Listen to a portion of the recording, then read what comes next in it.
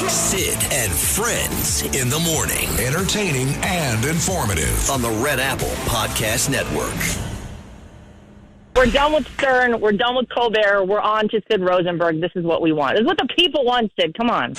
The president obviously wants to see the peace process play out, and the Iranians would be best to sign a good deal with the United States of America because the president has proven he's unafraid to use the might of our military. If Iran chooses to be a bad actor, they'll prove themselves to be the pariah of the Middle East. They've totally alienated themselves from their Gulf and Arab partners in the region, and the United States of America has the best and strongest military in the world. The president retains the right to use it. All right, Caroline Levitt from Washington National Mall responding to the tit for tat between the U.S. and Iran. Here is what has happened essentially over the past 4 or 5 days. It was on Thursday of last week, all right, the 25th of June, when an Iranian drone hit a vessel that was trying to make its way along what has now become the Omani Pass. It's a way of saying that this is the international accepted route for vessels that go through the Strait of Hormuz. But again, what Iran wants is something very different. Iran wants all these vessels to come up and come through their islands so they can charge them a toll at their discretion. So that was last Thursday. Then you get into Saturday and Sunday, and the U.S. took action yet again along these targets on the Strait of Hormuz that they believe are responsible for the drones that were headed toward those vessels. They apparently fired at least 4. 3 were knocked from the sky, but 1 did make a contact with a vessel. The Iranians responded in part. They hit assets in Kuwait and Bahrain, among others, and that is where we are right now. The president saying on Truth Social 2 hours ago, peace talks are going to resume in Doha tomorrow. The Mamdani administration is another step closer to shutting down Rikers Island, but they're admitting the move to community-based jails is still some years off and will require reducing the number of inmates. Political reporter Marcia Kramer got an inside look at the closed facility and has the story. Barbed wire still stretches all around the North Infirmary Command on Rikers Island, even though the 223 detainees have been transferred off the island and into modern, updated facilities like this new complex on the second floor at Bellevue. The decision to close the NIC, as it is called, marked a baby step, but an important one in the city's long-stalled plan to close Rikers and open 4 community-based jails. We all know that this is a long-term plan, and it's not happening tomorrow, unfortunately. The original plan called for closing Rikers in August of 2027, but there are 2 problems. The borough jails won't be ready, and Rikers' current population of about 6,700 inmates surpasses the 4,100 bed capacity of the new facilities. We're going to build facilities centered on the humanity and dignity of those who come to us. We're going to operate with dignity and humanity centered in every decision we make, every strategy we deploy, every bit of our work. Officials turned over the keys to the infirmary building to the Department of Citywide Administrative Services, whose job it will be to come up with a master plan for how to use Rikers once it's no longer a prison complex. We're already seeing many possibilities that can benefit our city for years to come, from renewable energy projects to other public purposes, particularly those with an environmental justice lens. The move was especially meaningful for Dr. Patsy Yang, who developed the Bellevue unit that moved detainees from these facilities at Rikers. It's absolutely night and day. This is a 1932 hospital that was affiliated with the jail next door, which is Traiman, and it was designed to hold people rather than care for people. Bellevue is designed intentionally by color and scheme and fabric and layout to be a more therapeutic and supportive place. So, Marcia, when do city officials plan to actually close Rikers? Well, Jess, that's really unclear because estimates about the completion of the new jails range from 2029 to 2032. And when they agree on a new date, they need to make sure that they think they can actually meet the deadline. Why is that? Believe it or not, there's some pretty tricky language in the law that was supposed to help close Rikers. It says that if Rikers isn't closed by whatever date they agree on, no more inmates can be put on Rikers, so God only knows where they'll be. Well, I was going to say that presents additional problems. Right, so they have to actually judge when they think it's actually going to be open. Right. Otherwise, you could have people that wouldn't have a place to be jailed. It's a scary time. We need leaders to step up. Depending on what day you catch on me in Nantucket, when I roll out of bed, I have a nice ocean view, and it's like, why do I want to ruin my life and get involved in this mess? Because I know what comes with it. But sometimes I do feel like it's my duty. I can't turn away. I feel like I could make a change. Maybe I do run in politics. So I don't know. It depends on the day you catch me. But let me say this. I spend a lot of my day losing my mind on what's happening right now, especially in New York. Yeah. I mean, you got the Nazi in Maine. This really, really, really worries me. So you I'm not might sure. run against Mamdani. I would love to run against. If I was going to run, it would be here. Can I win here? I have no idea. I don't know the demographics, whether I get enough votes. There's a lot of people who like me in New York City. I know that. I've done a lot of good in New York City when I wasn't thinking about politics, whether it's the Barstool Fund, pizza places. So it wasn't for show. I've had a real job. I've done real things, unlike these clown politicians who have never had a job and never been in the real world for a day. Right. But the people voting for these people who just won are like these young, white, like Ivy League-ish, elite-ish women. It's like, who are they? Like, they'll never vote for me. They'll never believe in common sense. Laura Trump, my favorite Trump. I'm sorry, am I talking to somebody who is now officially part of the New York Broadcasters Hall of Fame? Is that who I'm on the radio with? Because congratulations, Sid Rosenberg. Oh, God. Incredible. Thank you. Incredible. Oh, yeah. my God. It's well-deserved. Everyone loves you. You are so incredible. You keep everyone informed. You keep people honest. You keep us going. In New York, I'm here for the summer, as you said. You know, you saw some of my posts with the family. And we got to bring this state back, Sid. You are going to be part of the charge to revive and restore the great state of New York. So we love you. Congratulations. It is so well-deserved. And you're just getting started. Talk about just getting started. There's a lot to Some of the biggest names in the music industry attended funeral for Clive Davis, who helped guide their careers for decades. Jennifer Bizram reports on a tribute to a music legend. The soundtrack of countless lives begins with one man, legendary record executive Clive Davis. There are moments in life that feel like they were written before you ever lived them. Meeting you was one of those moments for me. A funeral service was held for the man behind the music at Central Synagogue in Manhattan Monday, the same sacred space he attended for much of his life. He would show me a song, I would turn it down, we would argue, I would rearrange it. Music icons like Stevie Wonder, LL Cool J, Alicia Keys, Dionne Warwick, Barry Manilow, and Bruce Springsteen all showed up for the hit-making titan of the music industry, who they say always showed up for them. He was always asking, where's my Dionne? Well, I'm here today, Clive, for you. With a career spanning over 6 decades, Davis, who was born in Brooklyn, became the man with golden ears, taking record labels to higher heights, working in all musical genres. He dressed like a king, and he was born to run everything. Davis's greatest hit wasn't just the music. It was believing in artists before the rest of the world did. Holding back tears, Jennifer Hudson performed an emotional tribute.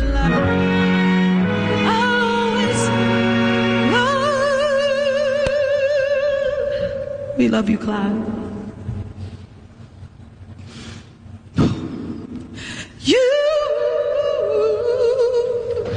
To the world, Davis was a 5-time Grammy Award winner known for his extravagant style and lavish Grammy parties. But to his family, he was dad and granddaddy. He was the kind of dad who would A&R your report card. He'd read it and send it back with feedbacks and notes. Thank you, Dad. I love you. I will miss you dearly. And Clive Davis's sons said he had already started planning the Grammy party for next year before he passed away. They say they will continue on that tradition in his honor. My mom's 91, so she's a baby compared to Clive Davis. I'm going to see my mom in upstate New York in a couple of days. In fact, I'm thinking about taking Naomi to see the Doobie Brothers and Santana with me, Danielle, and Gabe on Saturday night at Bethel Woods. We'll see. Clive Davis, the funeral yesterday at the Central Synagogue. I guess it turns out that was Clive Davis's shul. He was Jewish, you know. Barry Manilow's Jewish.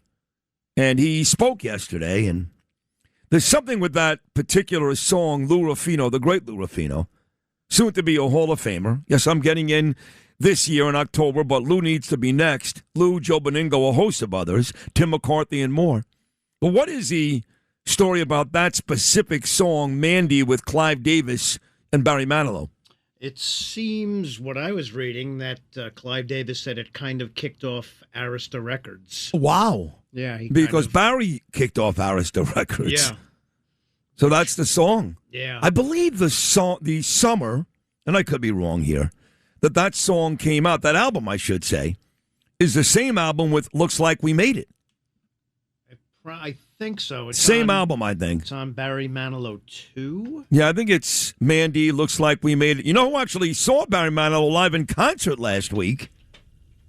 For all the times you guys call me gay, and I wasn't dancing with Curtis Sliwa and Chuck Schumer at the Gay Pride Parade on Sunday, but I do love Barry Manilow. Our very own Noam Layton. That's right.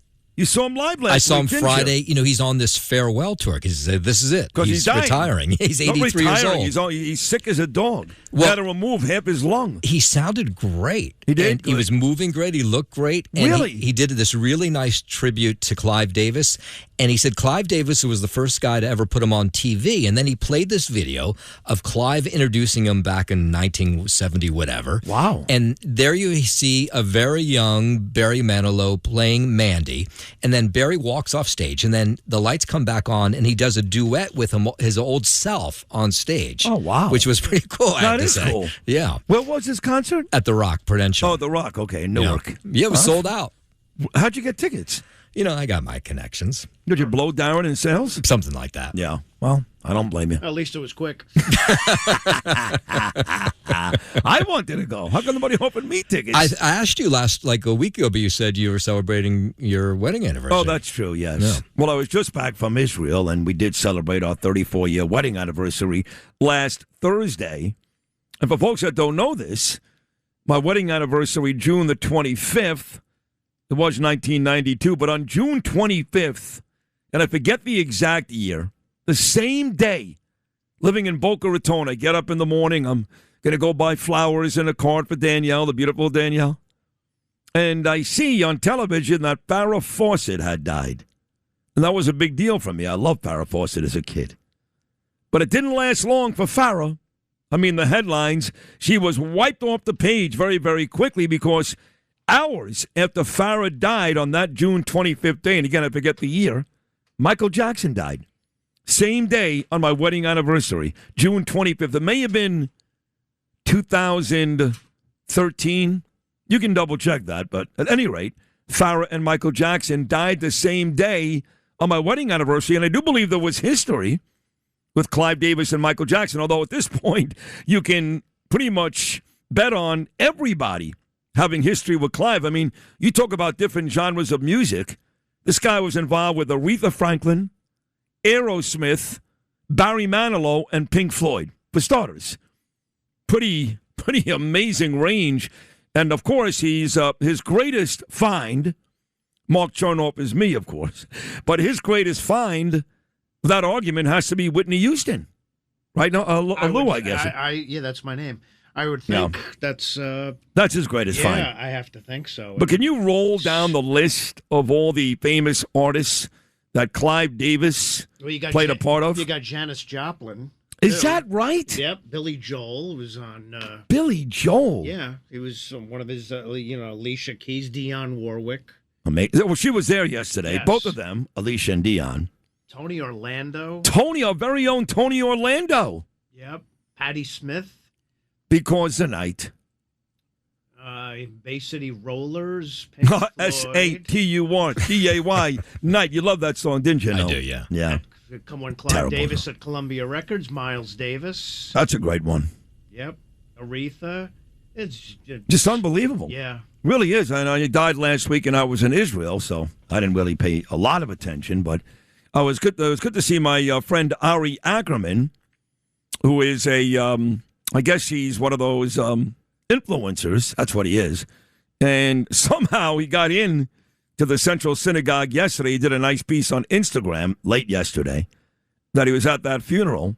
But that was a star-studded funeral. Let me hear from a couple of people, then we'll get to the real news. We did play Barry Manilow, Mandy, to start the show, and he talked about his health difficulties and how it compared to losing Clive Davis. This, Lewis, is Barry Manilow, cut number 15. A few months ago, surgeons removed a piece of my lung. Last week, I lost a piece of my heart. Oh, I love him. God, I love him. Now, this is the aforementioned Alicia Keys, also at Clive Davis's funeral yesterday, clearly broken up. This will be Alicia, cut number 16. Clive, you are woven into the fabric of who I am, not just as an artist, as a woman. And here is dick-face jerk-off Bruce Springsteen. He had some words, cut number 14. On that day, Clive showed a 22-year-old nobody the same warmth, the same kindness, the same respect that he would show me after all my success for the next 50 years. Go F yourself, Bruce. Anyway, very sweet. That was a good, nice touch at the end. It was very nice, yeah. Great. Because I'm the guy who's been successful for 50 years, and you're dead, Clive. Now what? Bruce Springsteen, Nobody loved Bruce more than me. Maybe Fat Chris Christie or Christopher Mad Dog Russo, but that's it. I mean, and you too, Lou, you too. We love this guy. We adored this guy, worship this guy. I saw him 10 times in the Born in the USA tour alone. Forgetting about the other times I've seen Bruce over the years. But he has just turned into such a hateful idiot like De Niro. I loved Robert De Niro. Oh, my God. Loved him. I still think he's a magnificent actor. I really do. You know, I can separate the two. I will hate you eventually, based on your politics. I will. I'm not mature enough to separate the two. A lot of you are, like Bill O'Reilly. I'm not. I will hate you. And I'll have zero remorse. I hate Bruce Springsteen, and I hate Robert De Niro. Hate him. But Bobby could act. He really could. You know when he proved to me he was a great actor? Forgetting about all the famous movies, of course, Godfather, Goodfellas, Casino, all that mob stuff, Taxi. He did a movie many years ago with Robin Williams. I love him. And the lady is the one that I believe is the voice of Marge Simpson. Forgot her name. Julie Kavner. Yes.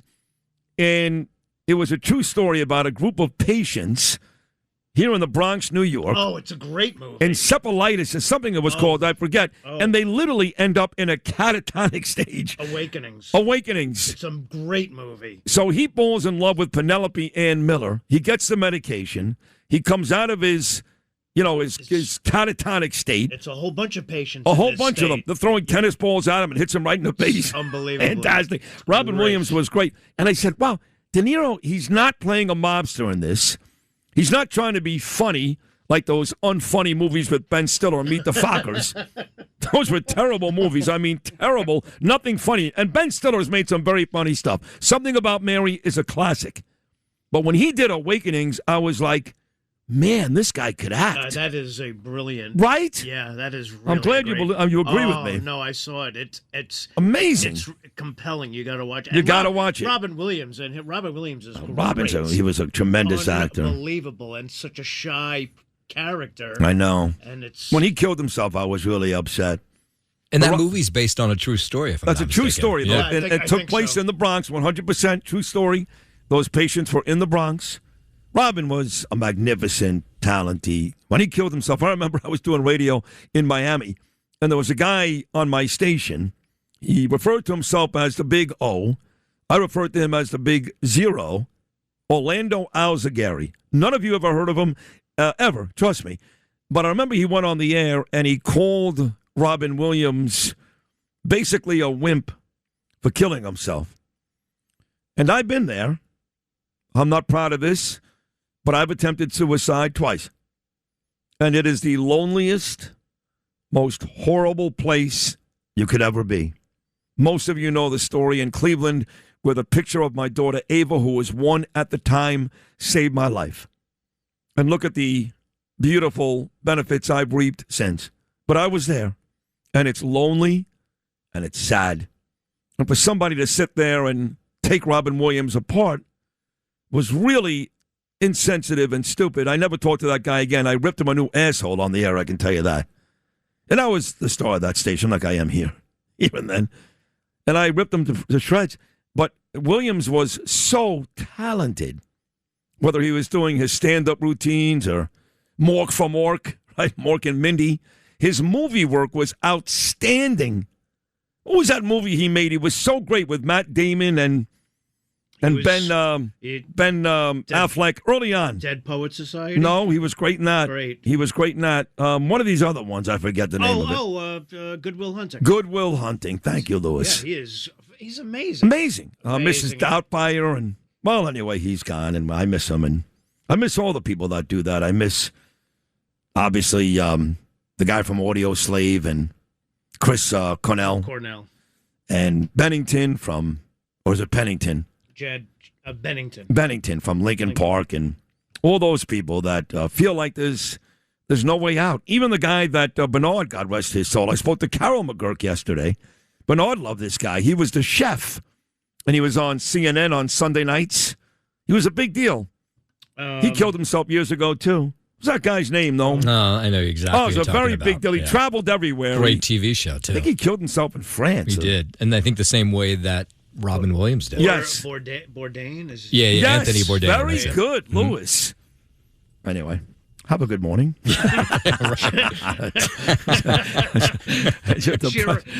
Cheer up, folks. Yes, great. Let me get to the good news of the day, and that is Iran. I guess there's a ceasefire again. There's peace talks. I don't know. You know, it depends who you talk to. Like John Katsimatidis, who I love dearly, very smart guy. He says we won. Because why? Because John looks at the economic indicators, right? That's what he cares about. And when you make a couple of $1 billion, you should care about that. So he's telling me how great the Dow Jones is. 99% of America does not gain with a big Dow Jones. They can't even afford to look at the market, let alone play it. Now, I know 401ks are doing well. That's good. Trust me, that's good. But the economics of this war are not benefiting most of America. They're not. I'm sorry. And the promises that were made at the beginning of this war have not come close to being reached. So despite John's best efforts yesterday, and he's a smart guy, smarter than me, and you can't argue the Dow Jones, the S&P, all these things are up. Despite his best efforts and Caroline Leavitt yesterday and President Trump, I remain very steadfast in my opinion, which I shared with Rachel Campos and Griff Jenkins and Charlie Hurt on Sunday, which is we've won nothing. Nothing. The game is still in the sixth inning, and we got a lot of work to do before we can start claiming victory. I know you agree with me, Noam. Of course. Well, you say of course, but others out there are saying we won. No. Show us how we won. Well, the Dow Jones is up. Yeah. And the S&P is up. So the economic indicators are, and oil is down. The price of oil is down. So, yes, in those circumstances, but that's how we went to war. At least that's not what they told us. Maybe that was why, and maybe they're all dancing to the bank. But it was about, A, stopping their ability to create a nuclear weapon, which we really did, believe it or not, during Midnight Hammer. We damaged their centrifuges so much that even before Epic Fury, we achieved some of that. But in this specific war, we're supposed to get the uranium. We've got none of it. They've got the dust. They still have it. And Campos can yell at me all she wants and try to paint me as John Bolton or Rich Lowry, one of these forever war guys. That's not me. But I'm not sure how you get to all that without putting some boots on the ground. And at that point, you are risking American lives. But it's war. So we haven't gotten the dust, right? They're still firing at each other. We are and them in the Strait of Hormuz. We claim we run it. They claim they run it. They're about to start collecting tolls. I mean, give me a break. And the regime, even though we wiped out a whole bunch of bad folks, that first Saturday, we killed about 50 of them. There's plenty left. If you know anything about these countries, anything, you don't wipe out the regime until you wipe out the regime. Because as soon as you kill five more are ready to go. And the IRGC needs to be completely wiped off the face of the map before you claim victory. Is there anything wrong with what I just said? I don't think there is. So then we've won nothing? No. Okay. What else is new? Well, they're meeting again today in Doha. Enough of this. The Iranians are saying... Are they all there? Kushner and Witkoff? And the Iranians initially said that they had not sent a delegation, but apparently they had. So it's all... Waste of time. Pretty it's confusing. Nonsense. Like I said, I guaranteed the audience. Oh, Russ Sullivan checks in, our dear friend Mike Sullivan, his brother in Virginia. Good Morning Vietnam. That was a great movie. Robin Williams. Like I said to that big audience Sunday morning on Fox News, I looked right at the camera. I looked away from Rachel, Charlie, and Griff, and I said, I guarantee you that Iran will never agree to a deal. Never. And if they do, and they sign some piece of paper like they did with Obama and Kerry, they will never comply. And I feel better about that today than even Sunday. They will not agree to a deal, and if they do, they will never comply. So I'm not sure what victory is. If it's a stock market for you, congratulations. It's doing great. What is it, 53,000 now? We broke records yesterday. I got no money in the market. I don't make enough money to play the market. And I make a lot more money than most Americans. So all those folks in about 47 flyover states, that their best day is one Friday night a month, they go to Red Lobster. You think they give a rat's ass about the market? You think they got tons of money in their 401k? They're trying to survive. They're trying to put food on their table, and they can't afford to do it right now because gas prices are still high. Goods are still too high. Well, we're talking about stock markets and all that fancy stuff that only a minuscule amount of Americans really get to enjoy. Is that a fair statement? Yeah, and throw in that housing bill that the president won't sign. Why won't he sign that? Well, because he wants to get that voter ID done thing first. Well, so do I. Yeah. The Save America Act. Yeah. That needs to get done. Trump is 100% right. Trump is right on all these things. It's not a matter of what he wants to do. It's a matter of execution. And we'll talk to Tacopina later, who spends a lot of time with Army generals from the United States to Germany. I know he's known as a big-time, well, he was a prosecutor. Now he's the best defense attorney in the world. But he spends a lot of time at the Pentagon all over this country. And, yeah, trust me when I tell you that not everybody in and around Trump, despite what they say on Fox News, is celebrating victory. It's not there. Folks, listen to me. It's not there. That's the truth. I know John and Greg feel differently. That's fine. Doesn't mean I don't love Trump every bit as much as they do. I love him. He may be mad at me. I think he's mad at me and Mark Levin. I really do. Because Mark Levin is on the same exact page as me. With Iran, with Israel, with all of it. J.D. Vance. The president has not returned any of my texts in about 6 weeks. That's a long time. Maybe he's just busy. I don't know. But if he's angry or he's mad, he needs to reach out to me, and we'll have a discussion about it. I'm not here to wave the pom-poms. I started saying that with Bernard years ago, before I came along and became Trump's one of his top sycophants. I'm not here to wave the pom-poms. I love Trump. I'm MAGA. I'm Republican. I'm scared to death of this Democrat Party. Moderate Democrats. Stop it. Stop, stop, stop. It's DSA, it's socialism, it's communism, it's Marxism. They are a sick, deranged party. Thank God for President Trump. Thank God. But again, Pat Riley didn't win every game. Vince Lombardi didn't win every game. Trump doesn't win every game. He doesn't. He's the best. I think he's the best ever. Doesn't win every game. And if I feel differently about something, I have to say it. And don't tell me I don't know what I'm talking about. He's in the rooms. I know a lot more people than you people think I do, okay? A lot more. I have a lot of, quote, inside information. I know you know that's true, Noam. I know you know that.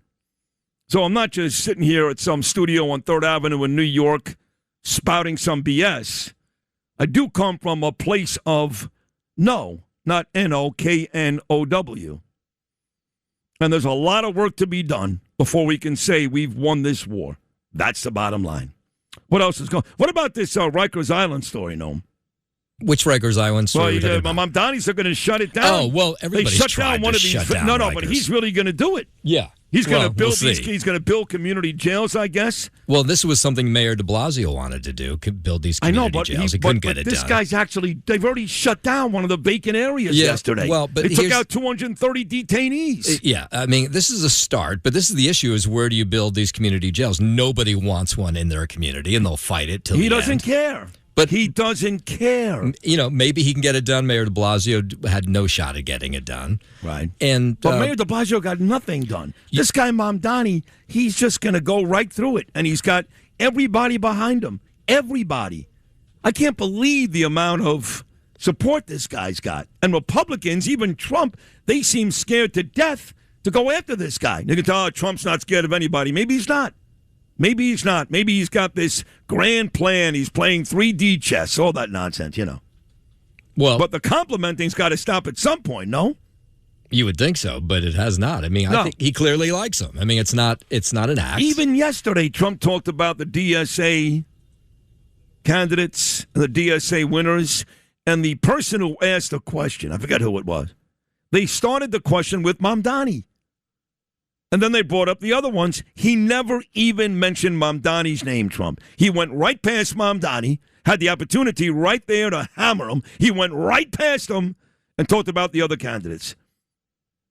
It's odd. I know Lara Trump on this show yesterday said, listen, Sid, he doesn't do it because he knows he has you. Okay, great. He does know that. I text him all the time. I don't dislike Mamdani. I hate his guts. I know that sounds rough. I don't care. I hate his guts. I've revoked my apology. Did it in Israel last week. He's a disgusting, hateful, anti-Semite piece of garbage. That's Mamdani. Hate his guts. Trump knows that. I text him that all the time. And Lara said, listen, he knows he's got you. He knows he's got me. He's got others in New York. Vicky, Scott, whoever else. So he's just trying to figure out how to make it work. She made a very good argument for the president, but as a guy that lives here and has to deal with this piece of garbage every day, it's just difficult for me. That's all. He doesn't live here. He splits his time between D.C. and Mar-a-Lago. His names are still on the buildings. He loves New York City. I know that. I know he loves New York, but he's not here every day like I am. Every day. Listening to this jackass go on and on about I was going to destroy New York City. I could never compliment Mamdani. Never. I can't think of anything I can say that is good. I don't think he's all that handsome. Enough with that. That's overrated. He weighs about 80 pounds soaking wet. He's got no muscle. He looks like everybody else. He's got facial hair and a decent smile. So what? He's smart? Like I said yesterday, so was Hitler. Who cares who's smart? The whole goal is to take those smarts and do good things. And he doesn't do that. So give me something that I can compliment the mayor with, Noam. Something. It'd be tough to come up with something. Yeah, oh, yeah. You know, look, Lara said to you yesterday was, look, the president wants to get stuff done in New York. And to do that, he has to get along with the mayor. No, he doesn't. Well, at the end of the day, he does, because Why? you're a talk show host, so you can say whatever you want. Right. But if the president comes down on him, then it gets tougher to do things he wants to do here. That's fine, but why do you have to go completely the other direction? I'm not saying you come out and kill the guy like I do. I understand President Trump cannot talk about Mamdani like I do, but why bend over backwards to be so nice? I don't get it. Why the good-looking, the smart, the handsome, why all that? I'm not saying kill him like I do. I call him a jihadist. I've called him a terrorist, a communist, a socialist, a Marxist. I take none of those back. None of them. The president doesn't have to go there. But does he have to compliment him every time he talks about him? Isn't there a happy medium? No? You would think so, but for whatever reason, with him, he is kid's gloves and has been since day one. I can't stand it. I love Trump. I love him. I'll never love a president more in my lifetime, but I can't stand the way he talks about Mamdani. I hate it. That's the best way to put it. What else is going on? Well, there's this horrific crash that happened overnight on the LIE. Terrible. This is a coach bus. It was on the LIE right near Maspeth and Queens, and it was going westbound. It hit two cars. Then the bus hit the center divider, flipped over it, and then hit two cars coming eastbound. Oh, my God. I mean, there's a really bad crash. Jeez. So 2 are dead. My guess that number will rise. At least 20 others injured. I heard this morning earlier that 4 were dead. I mean, the only number that's confirmed anyway is 2, but I wouldn't be surprised if that went up. But this crash has shut down the LIE in both directions right near exit 14. I'm sure Joe will have more about it coming up, but that's pretty bad. And then down in Washington. Well, one more point about that. Sure. I was on the LIE last night. Now, of course, about 3 hours before this fatal accident. And again, like Noam just said, Joe Nolan's got you all morning long, but I was on it because, as you guys know, yesterday, after the show, I made my way to Riverhead, Long Island, which is at the end of the world. I'm telling you, folks, when you go past Shirley,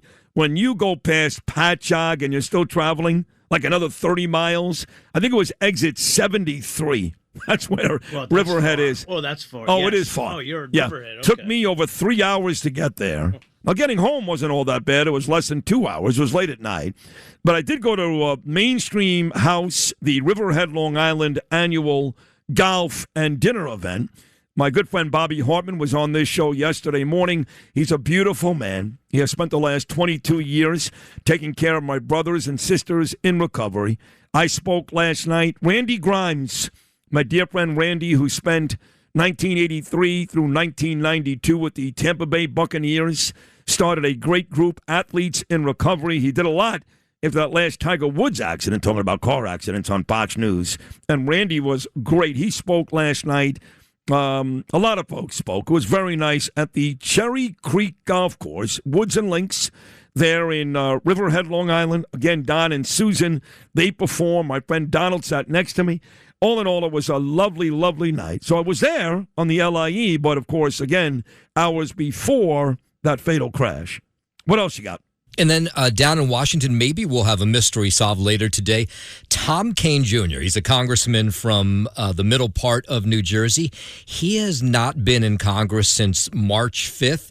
And they told us it's some sort of medical issue, but they've refused to give any more details. And people are saying, wait a minute, you're the congressman who represents our district. We want to know what's going on with you. Well, today, finally, June 30th, he has not been there since March 5th. He'll hold a press conference at 10 o'clock where we think he will detail what has happened to him, where he's been since March 5th. Wow. And then later today, he's going to hold a fundraiser because he's in this very hotly contested race for the 7th district. That district has flipped back and forth, red and blue in New Jersey, and he's up against a former Navy pilot who wants to take the seat away from a Democrat.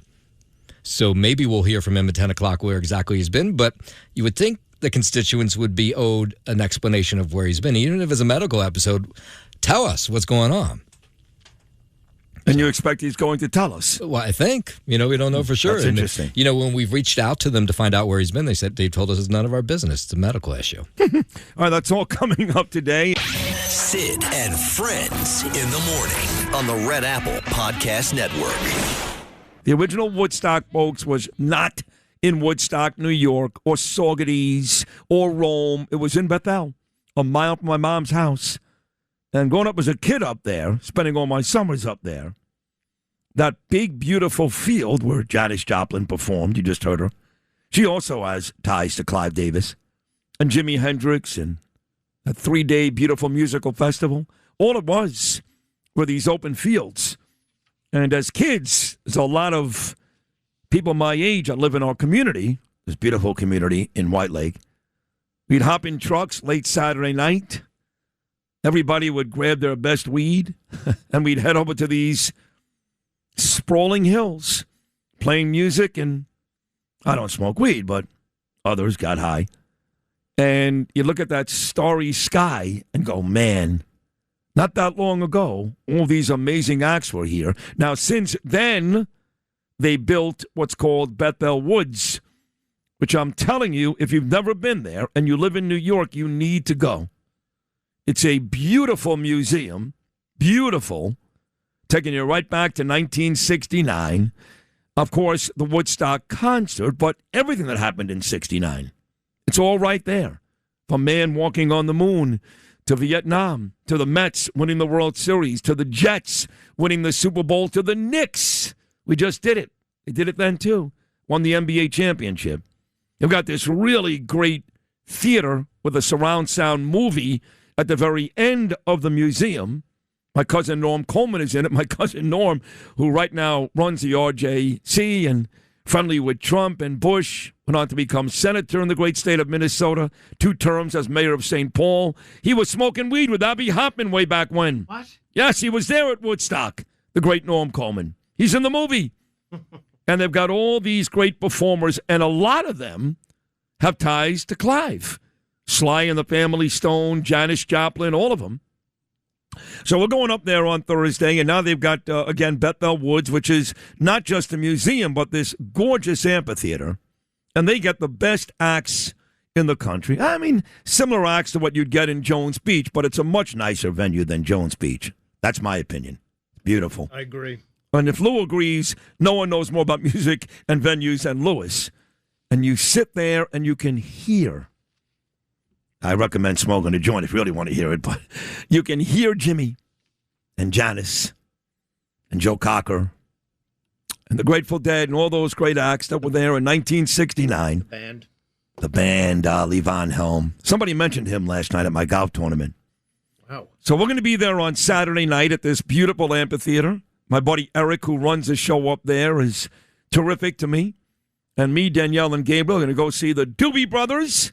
And the good news is McDonald's going to be there. That's huge. That's great. And Santana. Isn't that great? Yeah, that's the crazy. Doobie Brothers and Santana with Sid Rosenberg in attendance. Are you jealous, Noam? I'm a little jealous, yeah. You want to come? I know you're setting me up again. No, I'm not. Yeah. I'd love to come. Yeah. There's no tickets. No, forget Oh, it. I could probably get him a ticket. I know. I'm Sid Rosenberg. Plus, you can go in the back and sit on the lawn. You can just, you get yourself a lounge chair, and you sit on the lawn, which most people did during the actual Woodstock 3-day concert. In fact, everybody did. Sure. The stage fell apart after the rain. Right. They left it in great shape, too. Oh, what a mess. So I can sit on the grass and unroll my baggie of weed. That's it. Roll my own joint. That's what now it's everybody, legal. So that's I can what do it there. everybody does. It doesn't matter if it's legal. It's legal there, trust me. God, up there? Up there. And you still have folks up there that never left. No. I go to this place. It's called the Bethel Cafe. My family. It's a cute little diner restaurant. Lovely Tara owns it. And it's not far from town. And you got guys like Duke Devlin. I think he came from Oregon to California. He's still wearing the same shirt he wore in 1969. I swear, some what do you call that, tie-dyed shirt? He never left.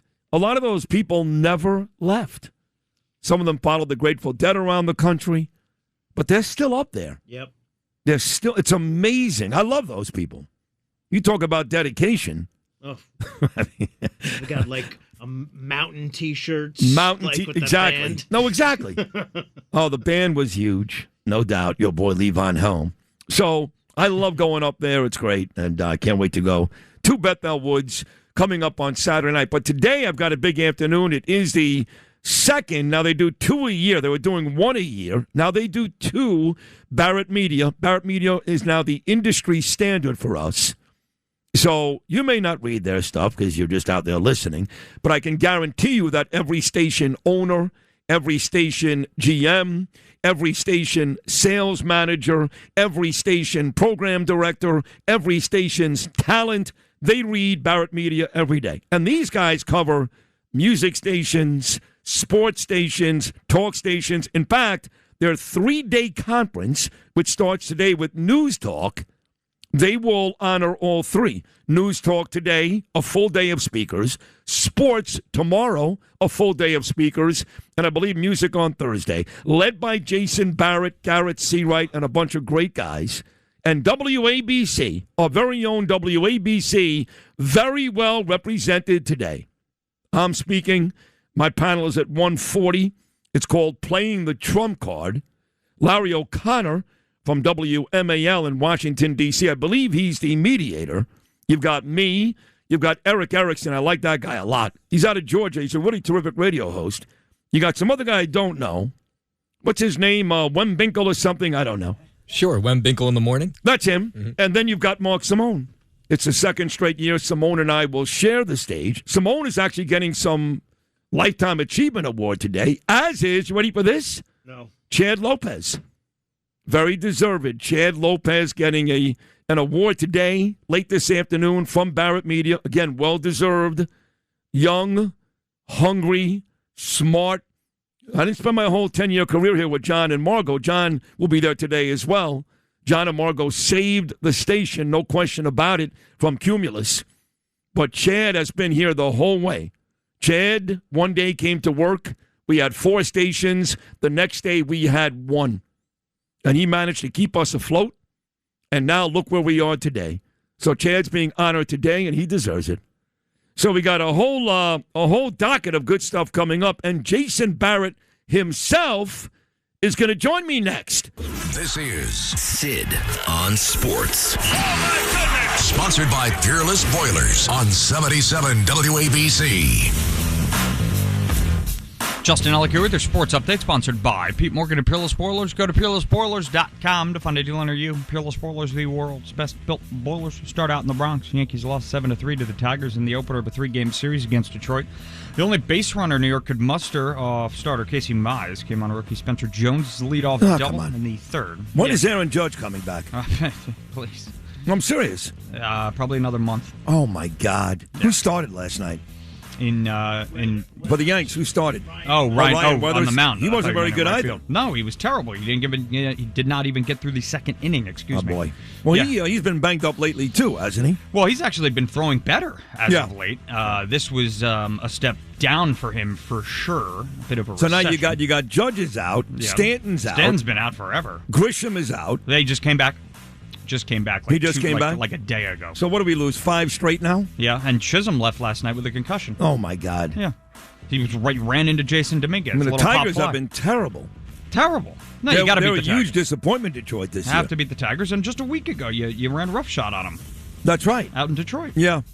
And, they're a weird team, the Yanks. They're Can't figure them out, but they don't beat. The Tigers are a bad team. Yeah. But we do know this about the 2026 New York Yankees. Mm-hmm. I love Randy Levine. They don't beat good teams. Well, definitely. Certainly not without Aaron Judge and Giancarlo Stanton, those two guys. Yeah. So, I don't know. We'll have to see. But it's not playing good baseball. How many back are they right now of Tampa Bay? I would The Rays jumped back into first last night. And I think Tampa Bay won again yesterday. No, they didn't play a game and a half. Okay. They were, game and a half, okay. Mm-hmm. Well, thank you, Justin. Yes, sir. Yes. Excellent work. Up next for the Yankees. Okay, fine. All right. Cam Schlittler will get the start. Let's do this already. It'll be Schlittler-Scoople tonight. That's a great matchup. Schlittler's got 13 wins. Yes, he does. Yeah. He didn't pitch well last outing. No, he did not against his childhood team, Red Sox. Yeah. First pitch from the stadium tonight, though, 7:05 p.m. Question is, will this sports report be over? Well, now we got to by get the time the game starts. Now we got to get to the Mets. They lost again last night. Juan Soto right now is the most unpopular athlete in New York by a mile. Yeah. Everybody hates Juan. I hate Juan Soto. Even though hate him. He's having a good season. What do you mean he's having a good season? In terms of players on that team, please. He never hits a big home run ever. It's a home run, it's they're losing 6-3. It's a solo shot. Exactly. At the end of the year, he's going to go, 40, 120. Right, of but course. What has he done that you remember outside of letting balls roll between his legs? Not much. Maybe I should change that. I don't know. Well, he's not hitting behind Aaron Judge anymore. Maybe that's a problem. Yeah. Well, Pete Alonso. Yeah. Who's smacking the crap out of the ball in Baltimore. How about that? How about what? Him smacking the ball in Baltimore. Who? He's not helping the Orioles much. 4th place in the AL East. I know. 39-47. Nice. But if he was on the Metropolitans, it'd be. Who knows? It could be a different situation. Talking about the Mets, Wally Backman, who currently is the manager of our Staten Island Ferry Hawks. Indeed. I had a nice phone conversation with Wally and Gary Perone yesterday. Wally was in studio with Craig Caughton yesterday on The Fan. But Wally will join me coming up at 9:45 this morning. We will talk Staten Island Ferry Hawk baseball, but of course, I'm going to ask Wally if he thinks he'll be considered to be the next manager of the New York Mets. We shall see. Albert Pujols wants a job. No, it's certainly not going to be Andy Green, I'll tell you that. No, it's not going to be him. He's going to go right back to his old job. Yes. So you hear the names Pujols and Carlos Beltran and Rob Thompson. Backman, I think, wants it, but you'll find out for sure coming up at 9:45. Can't wait. And we also can't wait for tomorrow night at Santa Clara, California, Levi's Stadium, United States in the World Cup, picking up their World Cup action. Round of 32, this is an elimination game. We'll go up against Bosnia, Herzegovina. That is your sports, sponsored by Pete Morgan and Peerless Boilers. Go to peerlessboilers.com to find a deal near you. Peerless Boilers, the world's best built boilers. I'm Justin Ellicott, 77 WABC. Sid and Friends in the morning on the Red Apple Podcast Network. So as I mentioned earlier, coming up later on today, it is the Barrett Media Conference, I guess. I don't know the exact name of it. I know that it was once a year, and I did it a couple of months ago, and it was great. It was great. And every now and then I'll see a cool tweet pop up, and it's me being interviewed by Garrett C. Wright or Jason Barrett or somebody else. And they are constantly writing stories. Their great website every day, constantly writing stories about us. So I love these guys. You'll see Sid Rosenberg on Barrett Media's website at least twice a week. On a serious note, they really have become the industry standard. Jason Barrett works very, very hard. So now they've added this second conference on an annual basis, and it's all taking place later on today and tomorrow. So with that said, here he is, the new king of all media, Jason Barrett. Good morning, Jason. You've affectionately dubbed me the new Stern, Sid? Yes. Come on, I didn't earn that stripe yet.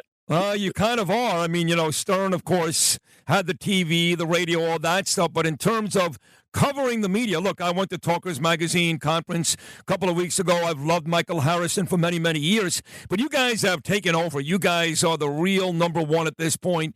Your website is great. Every day, news, sports, music, all aspects of radio. Nobody does a better job than you guys of covering it. So you deserve that title. I appreciate it. The one thing, as you noted, you mentioned you were at another one a few weeks ago. I'm a champion of the industry. So to me, the more things that are happening that promote the business, that connect people, that share information, showcase the stars who make this industry go like yourself, the better.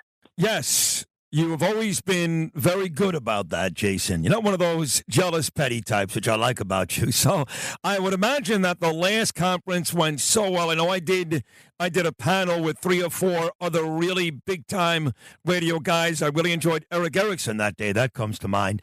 But it must have gone so well that you decided to do it again. And what can people expect today and tomorrow? So today, and to your point, yes, it's done well. Like this year, we're doing one day of news, one day of sports, and actually a third day, which is music. That's the first time we're doing that. And it's because, as you noted before, we cover all of this, and we have connections with a lot of people in a lot of different places. So for today specifically, you're back there with Eric Erickson. We're bringing Larry O'Connor in, who you probably know, who's out of D.C., He's coming in for it. Mark Simone's involved, who has done some things with you guys. And so that'll be a big panel. We have Stephen A. Smith doing a conversation at the show. I've got the CEO of Odyssey, Kelly Turner. She'll be there. We have Adam Carolla with Buck Sexton and Jimmy Faillia to talk, to do a discussion with me. So that's on top of program directors, data analysts, a lot of different stuff, because to me, this is essentially a master class of the news talk media industry for anybody who works in the business. Everything from content to programming to sales to analysis of digital metrics, all those kind of things. That's what we're in there for. And so, anytime we can learn from people who are doing it at a high level, like your group, or, people who are running companies to tell us where things are going to go in the future, where they see the business moving. You come out of that room, and if you're there for an hour or 8 hours, depending on, what your day is, you're going to come out of there and make a lot of connections. You're going to learn a lot, and that's ultimately why we do it. My friend Chris Olivero, who runs all the Odyssey stations, he was my intern 26 years ago at WNEW. He split the week between me and Gary Delabate, believe it or not. And he told me as a very young man, one day I'm going to run this company. At the time it was CBS, and he is. He's an amazing story. He'll be there. John Catsimatidis, you mentioned my group. And a guy that's very similar to Chris Olivero in that he's very, very young, and he's already top-notch programmer right at the very top with Chris. Getting an award later on today, my guy Chad Lopez. Yes, I'm pumped about that.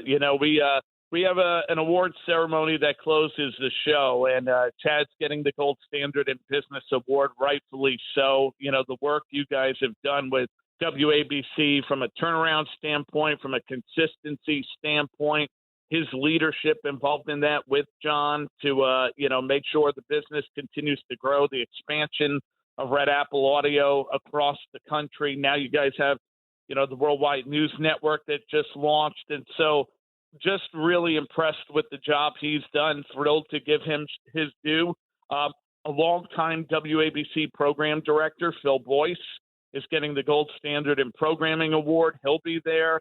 And then we have a content award later that Mark Simone's getting, who's been, in the business for a long time, for decades. So, look, in the future, I'm going to have to come up with a Sid Rosenberg Award. The way this thing keeps going, it's just every year it becomes a really hard process.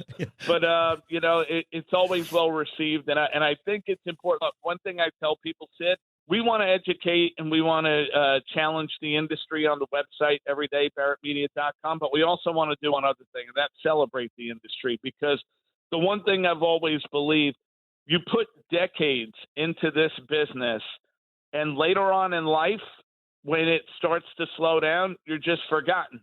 And I've never understood that or agreed with that. I've always looked at it like sports. After your career's done, people should want the wisdoms. People should want to meet the stars who helped build it and connect, past to present to future. And so when we can do that and recognize greatness that has really impacted a business for a long time, I think that's so important. And I'm thrilled that Chad, Phil, and Mark will be there for that.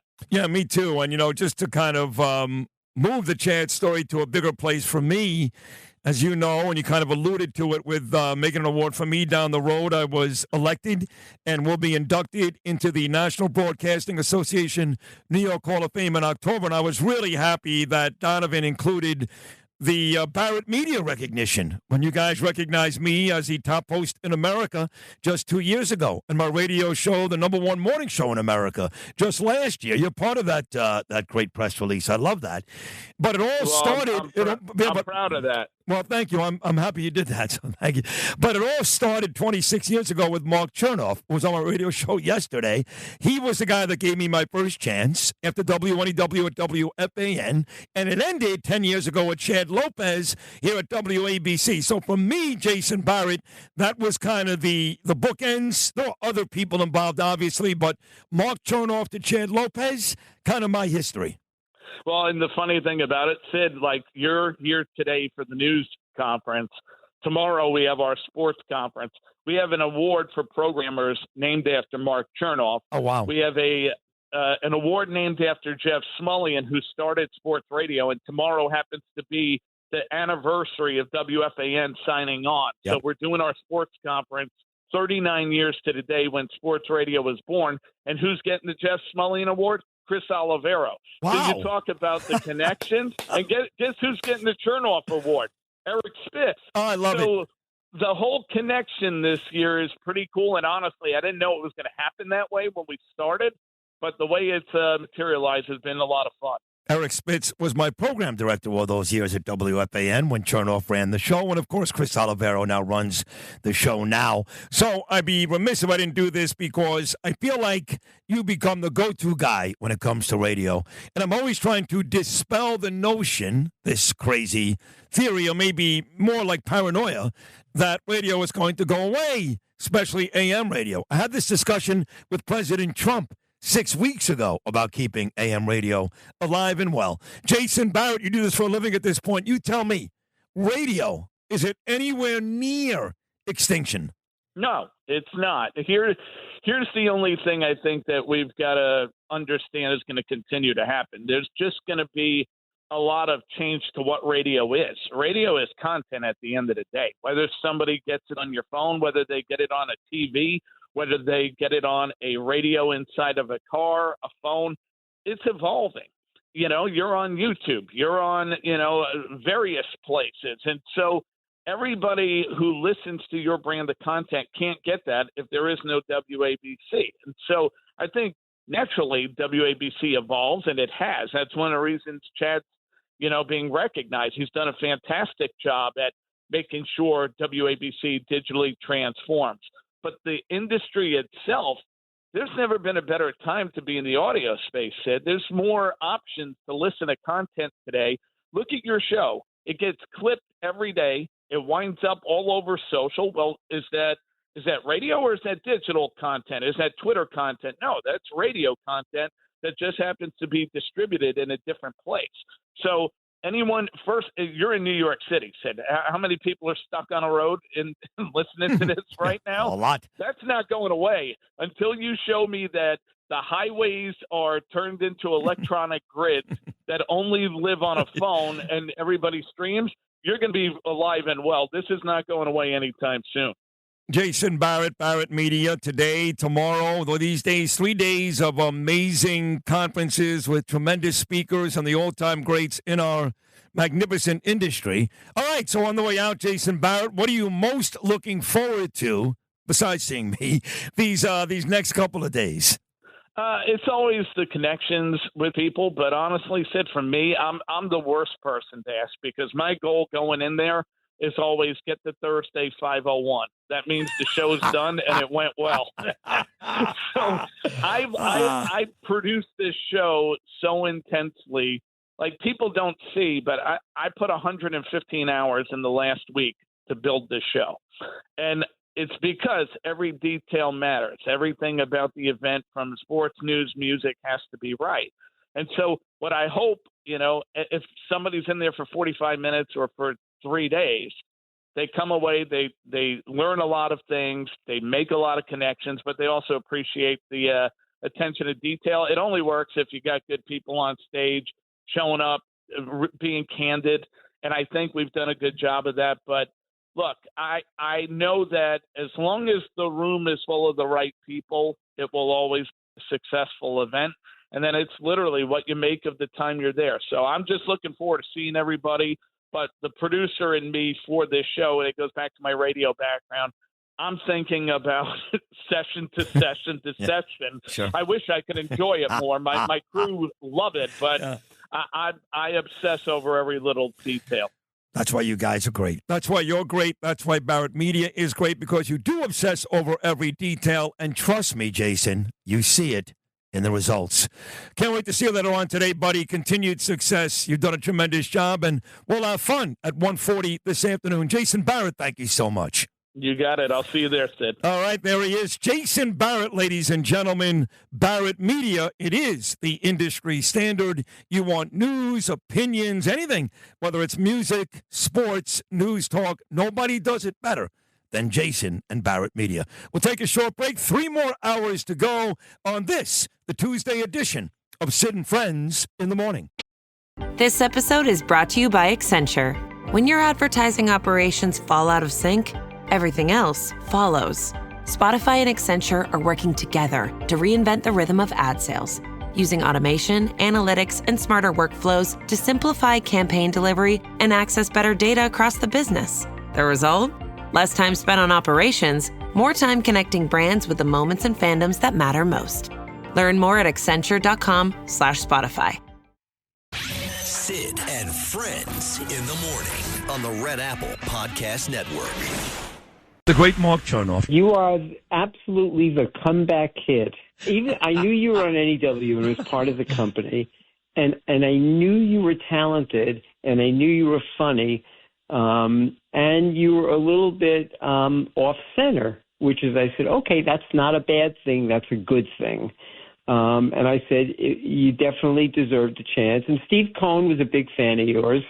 And said, yes, I think he's talented. I think he's good. I listened to some of your stuff, and I talked to you, and I said, it's definitely worth giving you a shot. And your on-air work never disappointed. Never disappointed. It was just, your personal stuff at the time, a lot. And as you say, you were to blame for your own stuff, and I have to agree with that. Yeah. But you were able to come back from all of that horrible stuff. You straightened things out, and now look at your New York State Broadcasters Hall of Fame. What an honor.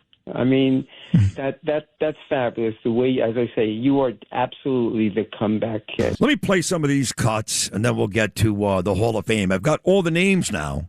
Noam, you asked for this last week. I've got them for you. Okay. All right, but first, here is Barry Manilow. We played Mandy to start the show this morning. I was so happy. I love Barry Manilow. And he had this to say at the Clive Davis funeral. Where was this yesterday in New York City? Central Synagogue. Central Synagogue. I guess that was Clive Davis's shul. And here is the 83-year-old Barry Manilow. A few months ago, surgeons removed a piece of my lung. Last week, I lost a piece of my heart. Aw. Alicia Keys also spoke yesterday. She was also pretty broken up, Louis. Alicia Keys, cut number 16. Clive, you are woven into the fabric of who I am, not just as an artist, as a woman. And finally, Bruce. I used to love and adore Bruce Springsteen. I hate him. Hate him. And I so badly want to play his music because I have to admit I love a lot of his songs, but I can't do it. I can't do it because I'm not mature enough to separate the two. And he's become such a hateful bastard and stupid. He really is stupid. He can sing Born to Run and Thunder Road all day, but he's stupid that I can't do it. And somehow Bruce, much like Sid Rosenberg would do, made it about himself yesterday. Here is Bruce, Lewis. Sometimes we are in the midst of identifying with who has shaped our lives. Take it easy, Bruce. Calm down. In the midst of what is happening. Just sing 10th Avenue Freeze Out and shut up. Sometimes we do need to shut up in these terrible times. Well, he didn't shut up yesterday. Here's Bruce Springsteen, cut 14 at the Clive Davis funeral.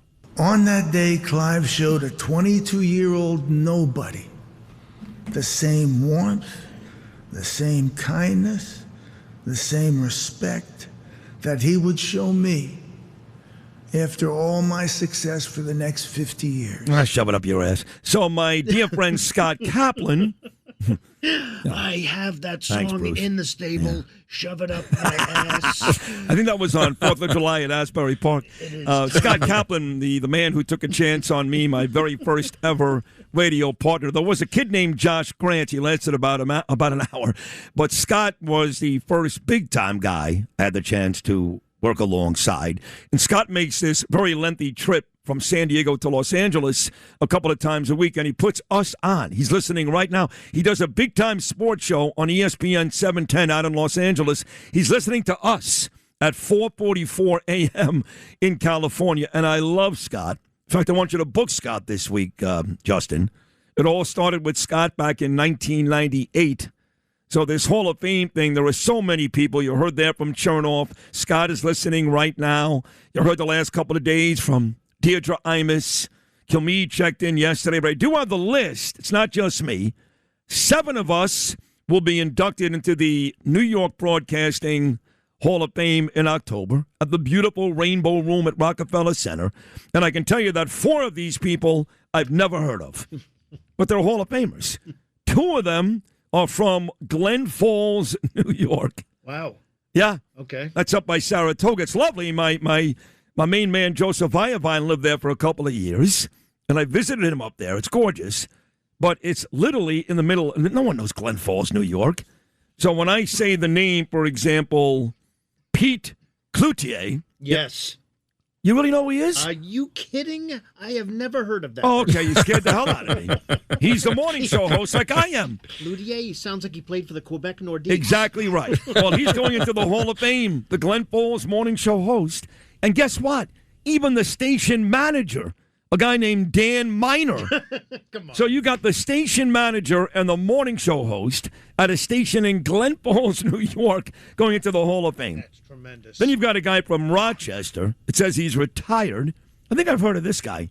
Former VP and general manager Chuck Samuels. That name ring a bell? Not at all. About Juan Samuel. Got traded for the... Yes. Good base runner. And the 4th one from Binghamton, and also a VP and general manager. His name is Bob Krummenacker. You got it? I can't wait to see who's going to induct him and say his name. Now, right now, clearly, we don't follow the whole state, and it's not just about us. I know we're very city-centric. But you would think when people make the Hall of Fame, you've heard of these people. You know, like Jim Kerr, or Elvis Duran, or Mike Francesa, Don Imus, Sid Rosenberg. Never heard of those four. The other three, one includes me, obviously. This one you've heard of. It's funny because we talked about this guy quite a bit a couple of weeks ago, Noam. He was forced to step down from his anchor desk locally here at WABC, Channel 7, because he is suffering from dementia. Longtime news anchor Bill Ritter. Going in with me. How about that? Well, that's well-deserved. Wow. Oh, 100%. Yes. Bill Ritter is a Hall of Famer, no doubt about it. Whether I agree with him, which I don't, or not, he's a Hall of Famer. And the last one, and you know I love this lady. I love her a lot.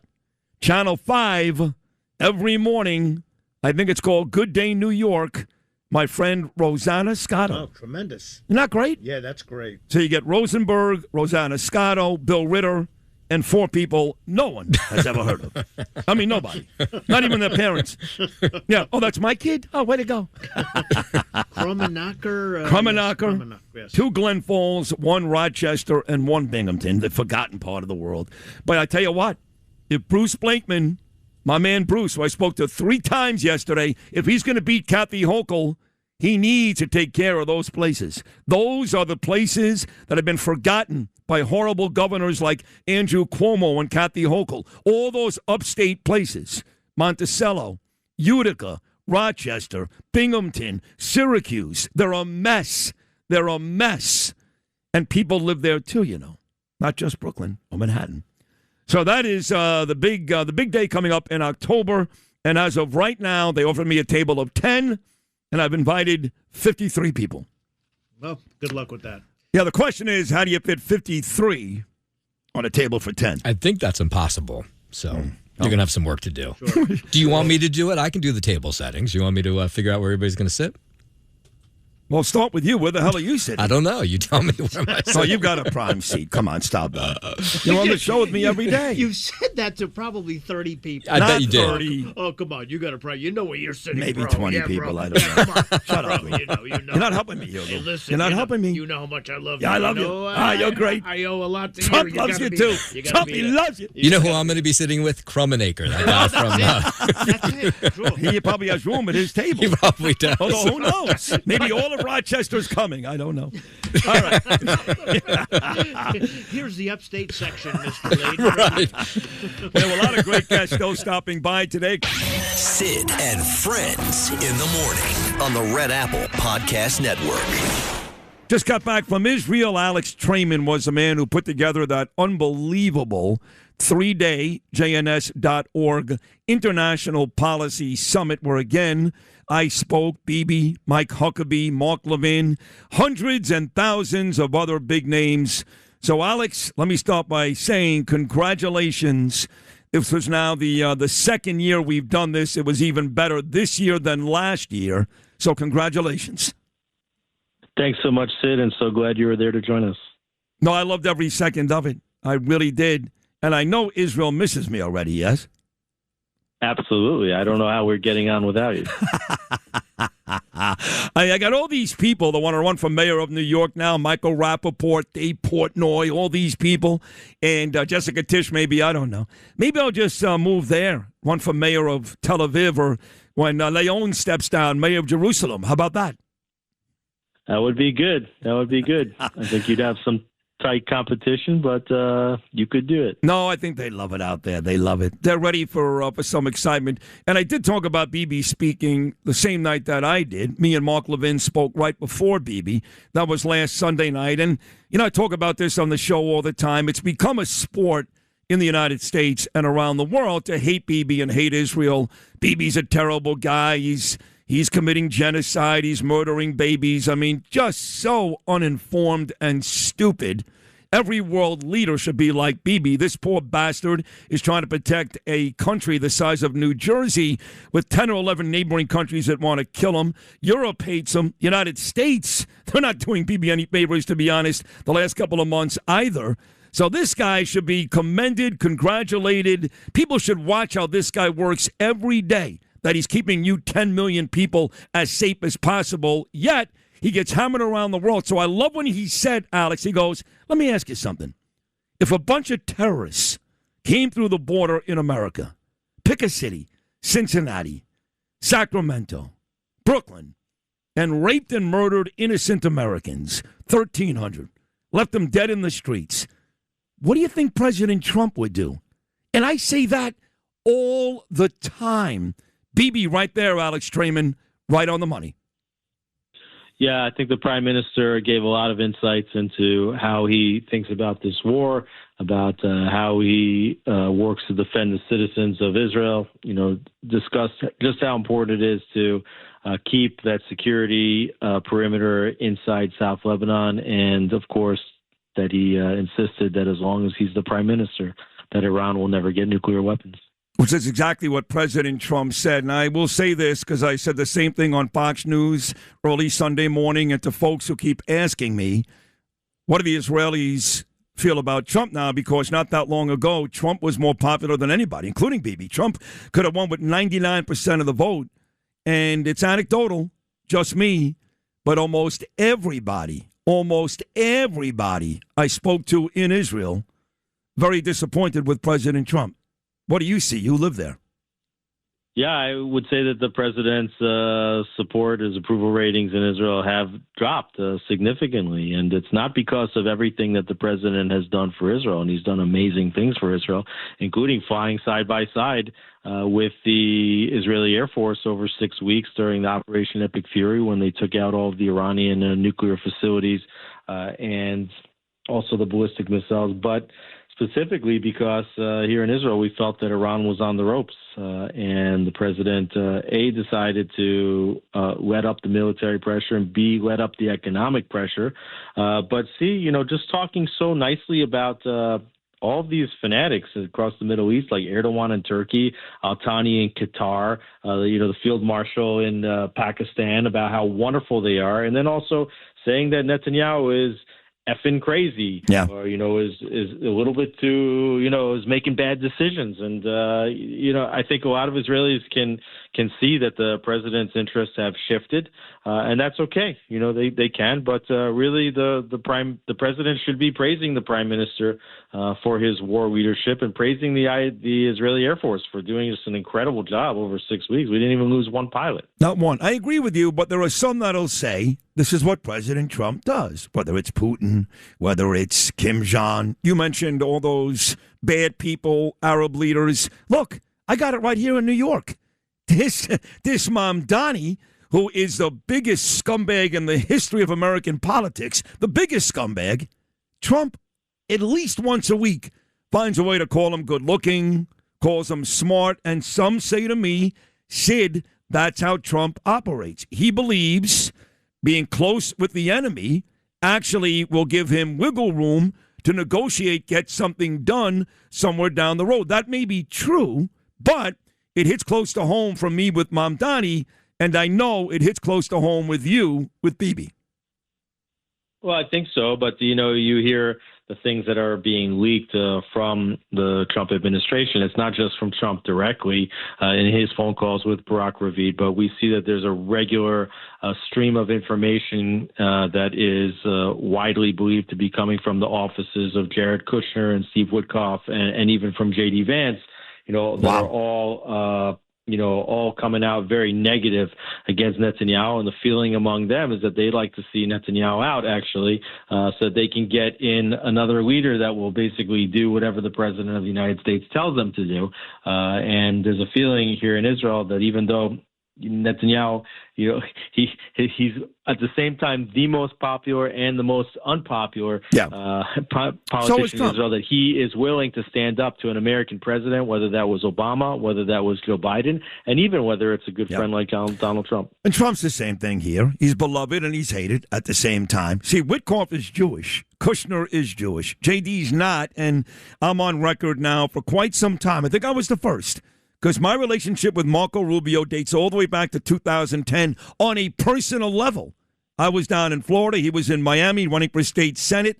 And he'll be the first to admit, and he did on this show back last August, I helped him win his very first ever state Senate seat down in Florida back in 2011. I love Marco Rubio. He loves Israel. Well, I think if you poll Israelis now, like which member of the administration they like the best, if it was Vance, even if it was Trump, even if it was Marco Rubio, I think Marco Rubio would score the highest marks over here. And this deal that he did now to help broker a ceasefire and armistice now with Lebanon actually really is very helpful for Israel on the one, and also tries to undo some of the damage that was done by J.D. Vance and the MOU that the United States has been entering into with Iran. See, that was my point. You're right. Marco now is the most popular in Israel, and he's always been my choice to be the next nominee. I don't know if President Trump will afford him that opportunity, or they're just going to, groom J.D. Vance for that. But of the three you just mentioned,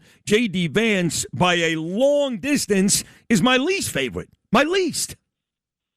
Yeah, and I think that this deal that's been signed to get this ceasefire in Iran is potentially a setup that can come back to harm J.D. Vance and his prospects for inheriting the presidency moving forward, because you see that the Iranians really have no interest in getting to real peace. Quite the opposite. They seem pretty intent on embarrassing the president of the United States, because that's how they demonstrate that they have won this conflict, by forcing basically the U.S. president to not want to go any further with the military, by releasing funds to Iran, and by humiliating the president and the United States. Depending on who you talk to, Alex Traiman, CEO, JNS.org, joining me live right now from Jerusalem. He's been on about 250 times since October 9th of 2023. That's a real number. Some people think, well, the stock market is up and the S&P is up and oil is going down, so we're winning the war. I don't agree with that, okay? To win the war, we were told by President Trump that we got to get the dust. We don't have it. That obviously there has to be some type of control with the regime. I don't believe we've got that.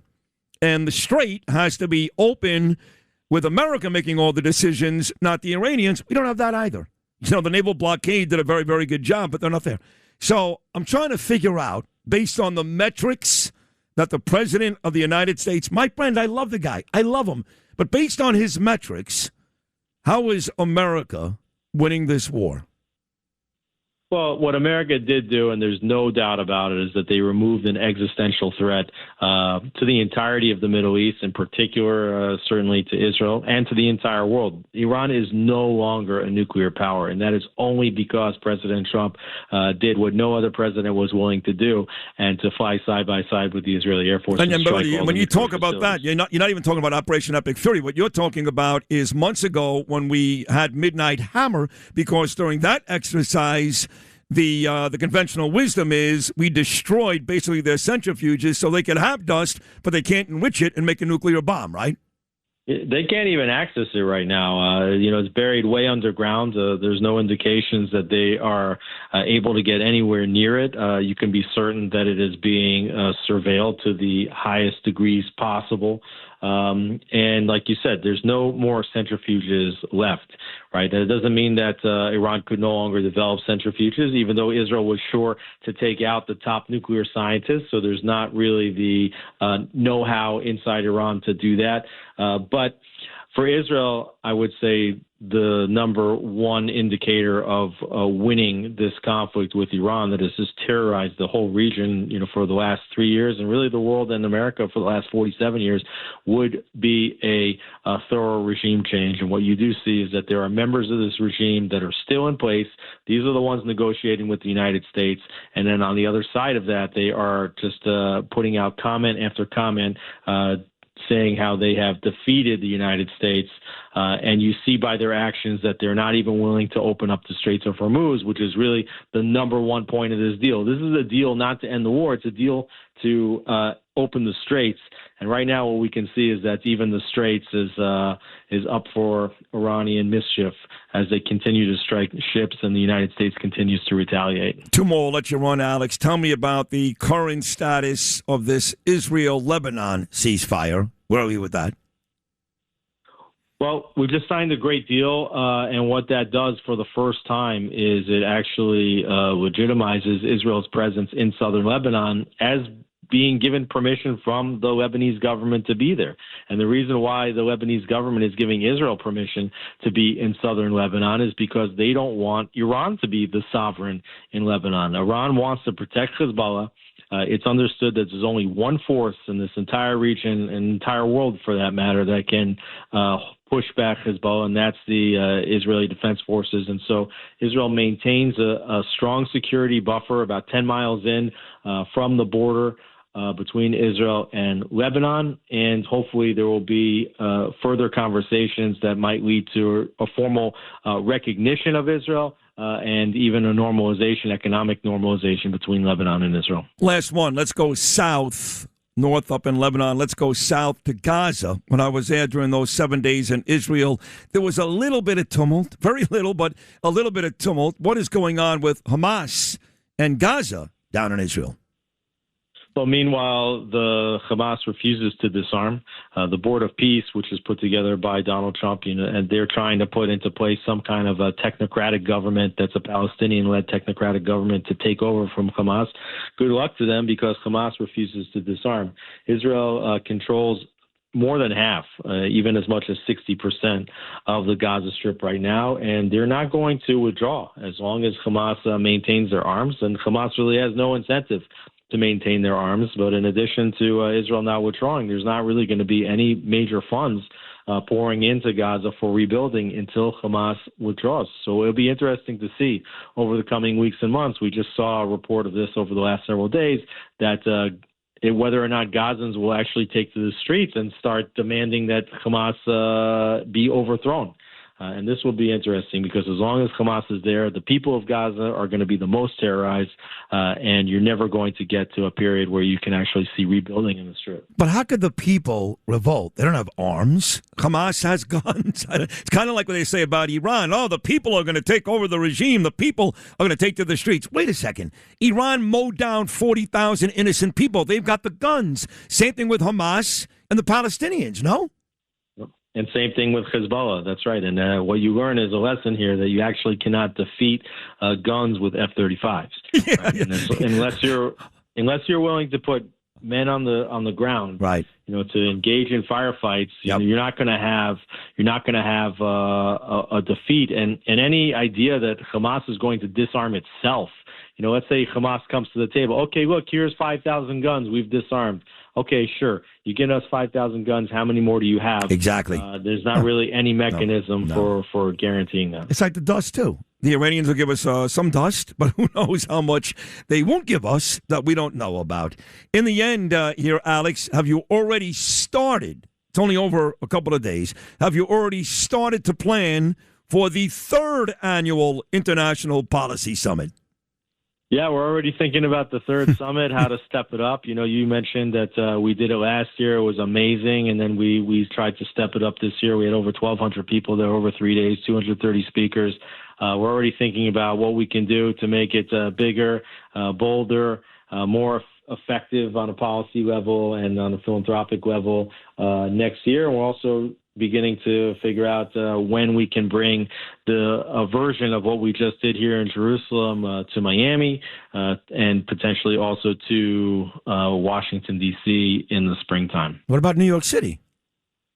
We'll try to do something in New York as well. Yeah, you should. I got to tell you, a great event. No, I am so proud of you. I mean it. You were amazing on stage. You actually emceed, hosted all 3 days of it. Avia did a great job, and it was great seeing Sippy and your beautiful family, your boys and your girls. It was just an unbelievable time. And you should be very, very proud of yourself. I was in that room quite a bit listening to a bunch of speakers speaking about everything from China to obviously the conflict in Iran, to Hamas, to American government. It was really spectacular. So congratulations, my friend.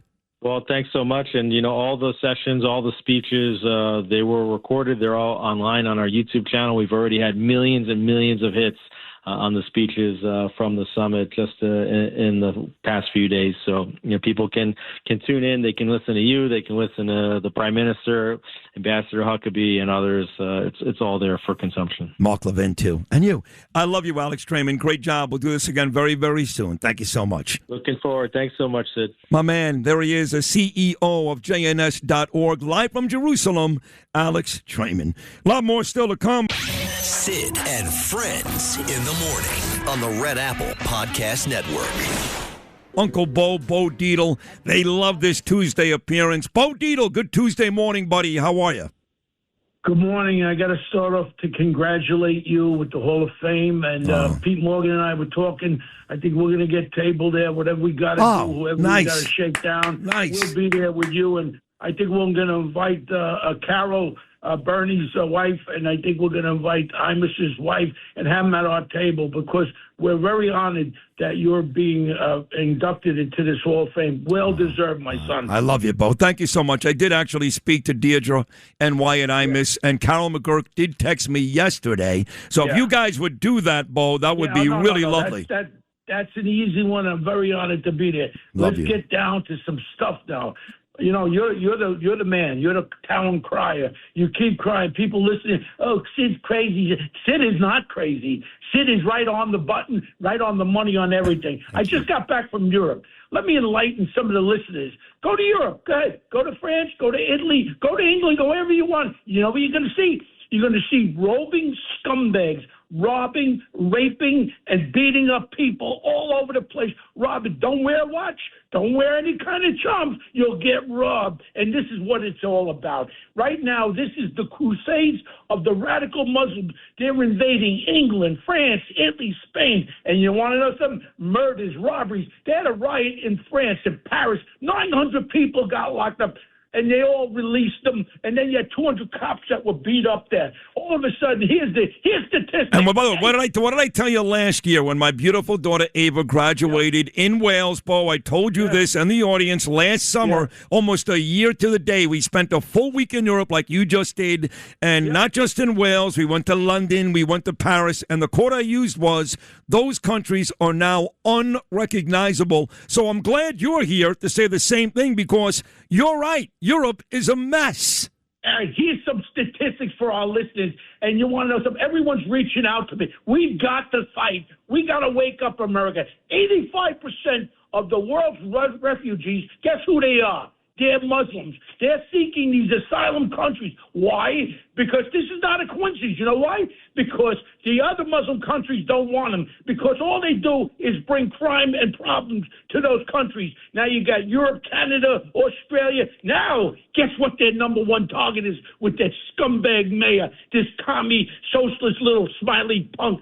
New York City is their Waterloo. They're starting here in New York City. We can see with this DSA. Next, they're going to be having these people vote who are illegal in this country. You know what we can do about it? Nothing, because there's nothing to stop them from voting. They won't pass that voting bill that the president wants. Why? Because they want to cheat. Cheat in California, New York City, all these blue states. And you don't want to know something?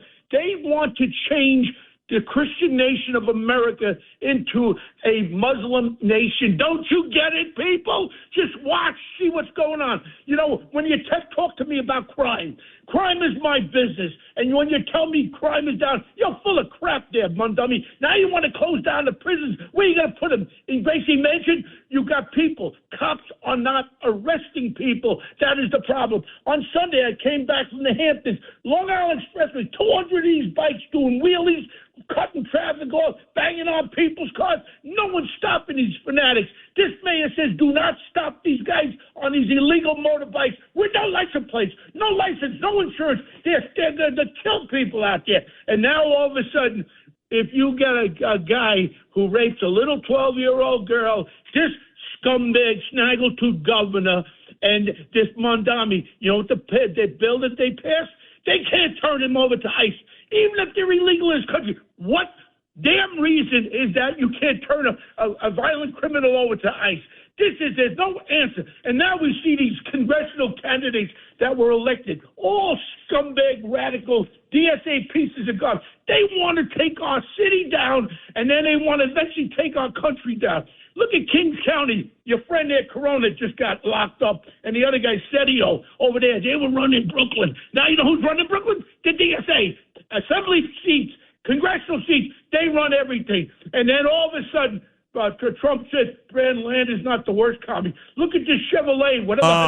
Chevalier is worse, but I will tell you this. I know that when you were in the White House and you left the Oval Office after your meeting with President Trump and you bumped into Mamdani and you really wanted to punch him across the face, I'm here to tell you that as much as I want to punch Mamdani across the face, I would love to knock out Brad Lander. I'd love that. Well, you know what? But you can just see what it's all about. They talk about this Claire Valdez. She won the 6th Congressional District of Brooklyn with just 9%. She believes that Israel should be taken out. And then on top of it, Soros and Singham. These are the scumbags that put over $30 billion into the DSA. They keep electing these people. 7% of the voters vote these people in. The real kicker is these are all young kids that are voting. Thank you. I just had this argument with my friend Siggy and Jacqueline and Stella. They go, no, they're winning because of illegals, because they're shipping in Muslims. No, they're white, young New York City girls living in Williamsburg, living in New York City. These dumb biatches, they're putting these animals in power. These little punks can't even take their zipper down and pee. And now all of a sudden, he listened to this smile face. You know who he reminds me of? Remember that little corporal in Germany? Adolf Hitler. Remember? Everybody, Sig Heil, all that crap. They all followed him into the gas chambers, this piece of garbage. This is a Muslim Hitler, this punk with his smiley face. He jumps in the pool with his clothes. You scumbag. You know why? He's a frustrated actor, he's a rapper, actor. So he's on at all times when he's on the camera. It's his acting ability at sucking in all these moron people in New York City and all his DSA people. Why don't we have an economic development person put into place? You know why? He doesn't care about economic development. He doesn't care about real estate. He doesn't care about anything but destroying New York City. We've got to fight it. And you know what? Something more with the rent freeze, take away from the land, and all these excuse me, can I use that word? But anyway, sure. all these real estate developers, you got to come on board. I want to spearhead. I don't want to make no money. I want to spearhead people to go after this Mamdani and tell it like it is. You know what? 180 days, I told you. All he wants to do is take this city down. That's part of his master plan. And now we got Blakeman.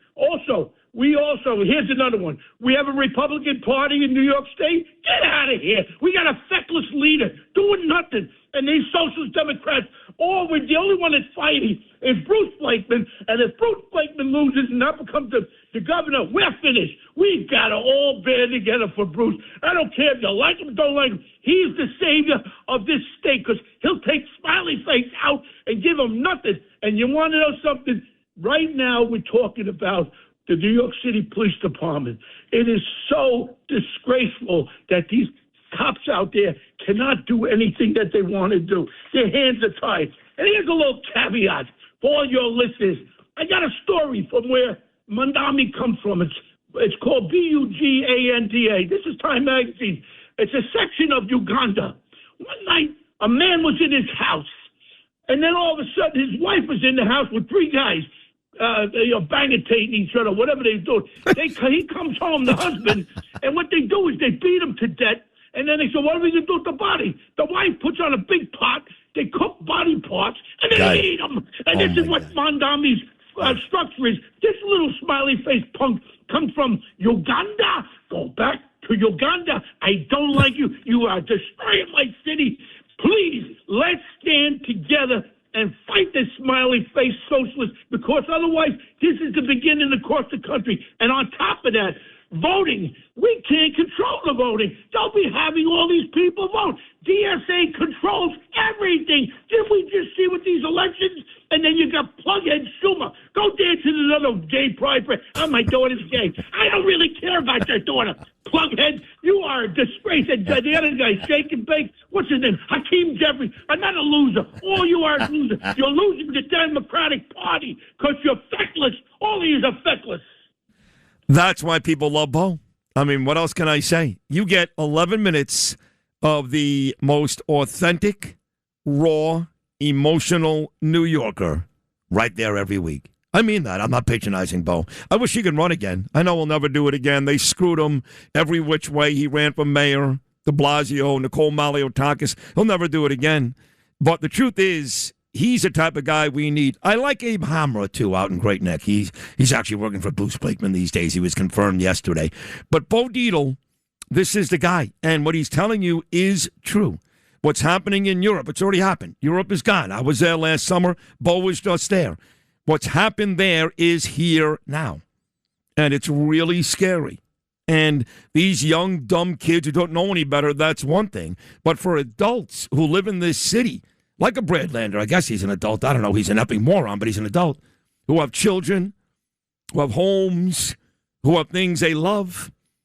To just go about their business like this is no big deal is ridiculous. So, Bo Dietl, congratulations on another great segment. We'll take a break. Lots more to do. Sid and Friends in the morning on the Red Apple Podcast Network. Sid, this is Frank Morano. First of all, congratulations on your induction to the New York State Hall of Fame. The fact of the matter is this is long overdue. Much like Susan Lucci finally winning that Emmy Award, it should have happened a long time ago. You are a rare radio talent. You're somebody that understands that our job is to entertain, and you do it better than anybody. But unlike so many of these people that go on the radio with the intent of entertaining, you've actually managed to have an incredible impact on public affairs in this city and this country. And unlike so many people that have managed to strike that balance between entertainment and having a meaningful impact, you don't forget the radio community. You still go back and participate in events like the Barrett Media Summit and Talkers. There's nobody that does that. I've said that you're as influential as Bob Grant was at his height, and that's true. But the fact of the matter is, at some point, Bob stopped participating in the radio community for a variety of reasons. But I think it says a lot about you that you always went back and never forgot where you came from, both geographically, being a kid from Brooklyn, and professionally being a radio guy, even while you get to dine with presidents, mayors, and prime ministers. Congratulations. It's long overdue. My only complaint is that you're not yet in the National Radio Hall of Fame. Let's hope we can do that next year. Well done, my friend. Johnny Tobacco, talking about Staten Island, he checks in too. He said, Sid, Dave Portnoy started a pandemic relief charity fund during the lockdowns and raised tens of millions of dollars and bailed out lots of pizzerias and restaurants in New York City and around the country. So, to your point, Noam, I owe you an apology. You're not an idiot. Dave Portnoy did do some amazing things in and around pizza. See, I told you. You didn't know that, did you? No, I had no idea. No idea. We'll take a break. When we get back talking about legends. How this guy is not in the Hall of Fame, I have no idea. And I mean this not to patronize him. I don't need to at this point, okay? He's in South Carolina. I'm in New York City. He may be the most talented radio host I've ever heard. Funny, smart, part of that legendary Opie and Anthony combination, but the better one. Anthony Cumia, who's on this station every Sunday night, joins me live from South Carolina. Sid and Friends in the morning on the Red Apple Podcast Network. Congratulations, Sid. This is a big deal. The I-Man would be so proud of you. I guess all those years of him screaming at you finally paid off. The New York State Broadcasters Hall of Fame. Pretty good. Scott Kaplan and I traded in exchange, you can't make this up, for fantasy sports advertising, which the company down in Florida wanted to do. They traded us to New York City. WNEW at the time was the hottest station in the country. Why? Opie and Anthony. Anthony. Okay. Sorry, Opie. Anthony. Other shows did well, too. Ron and Fez, Don and Mike, the radio chick, all of them. It was a hot station. They needed a morning show.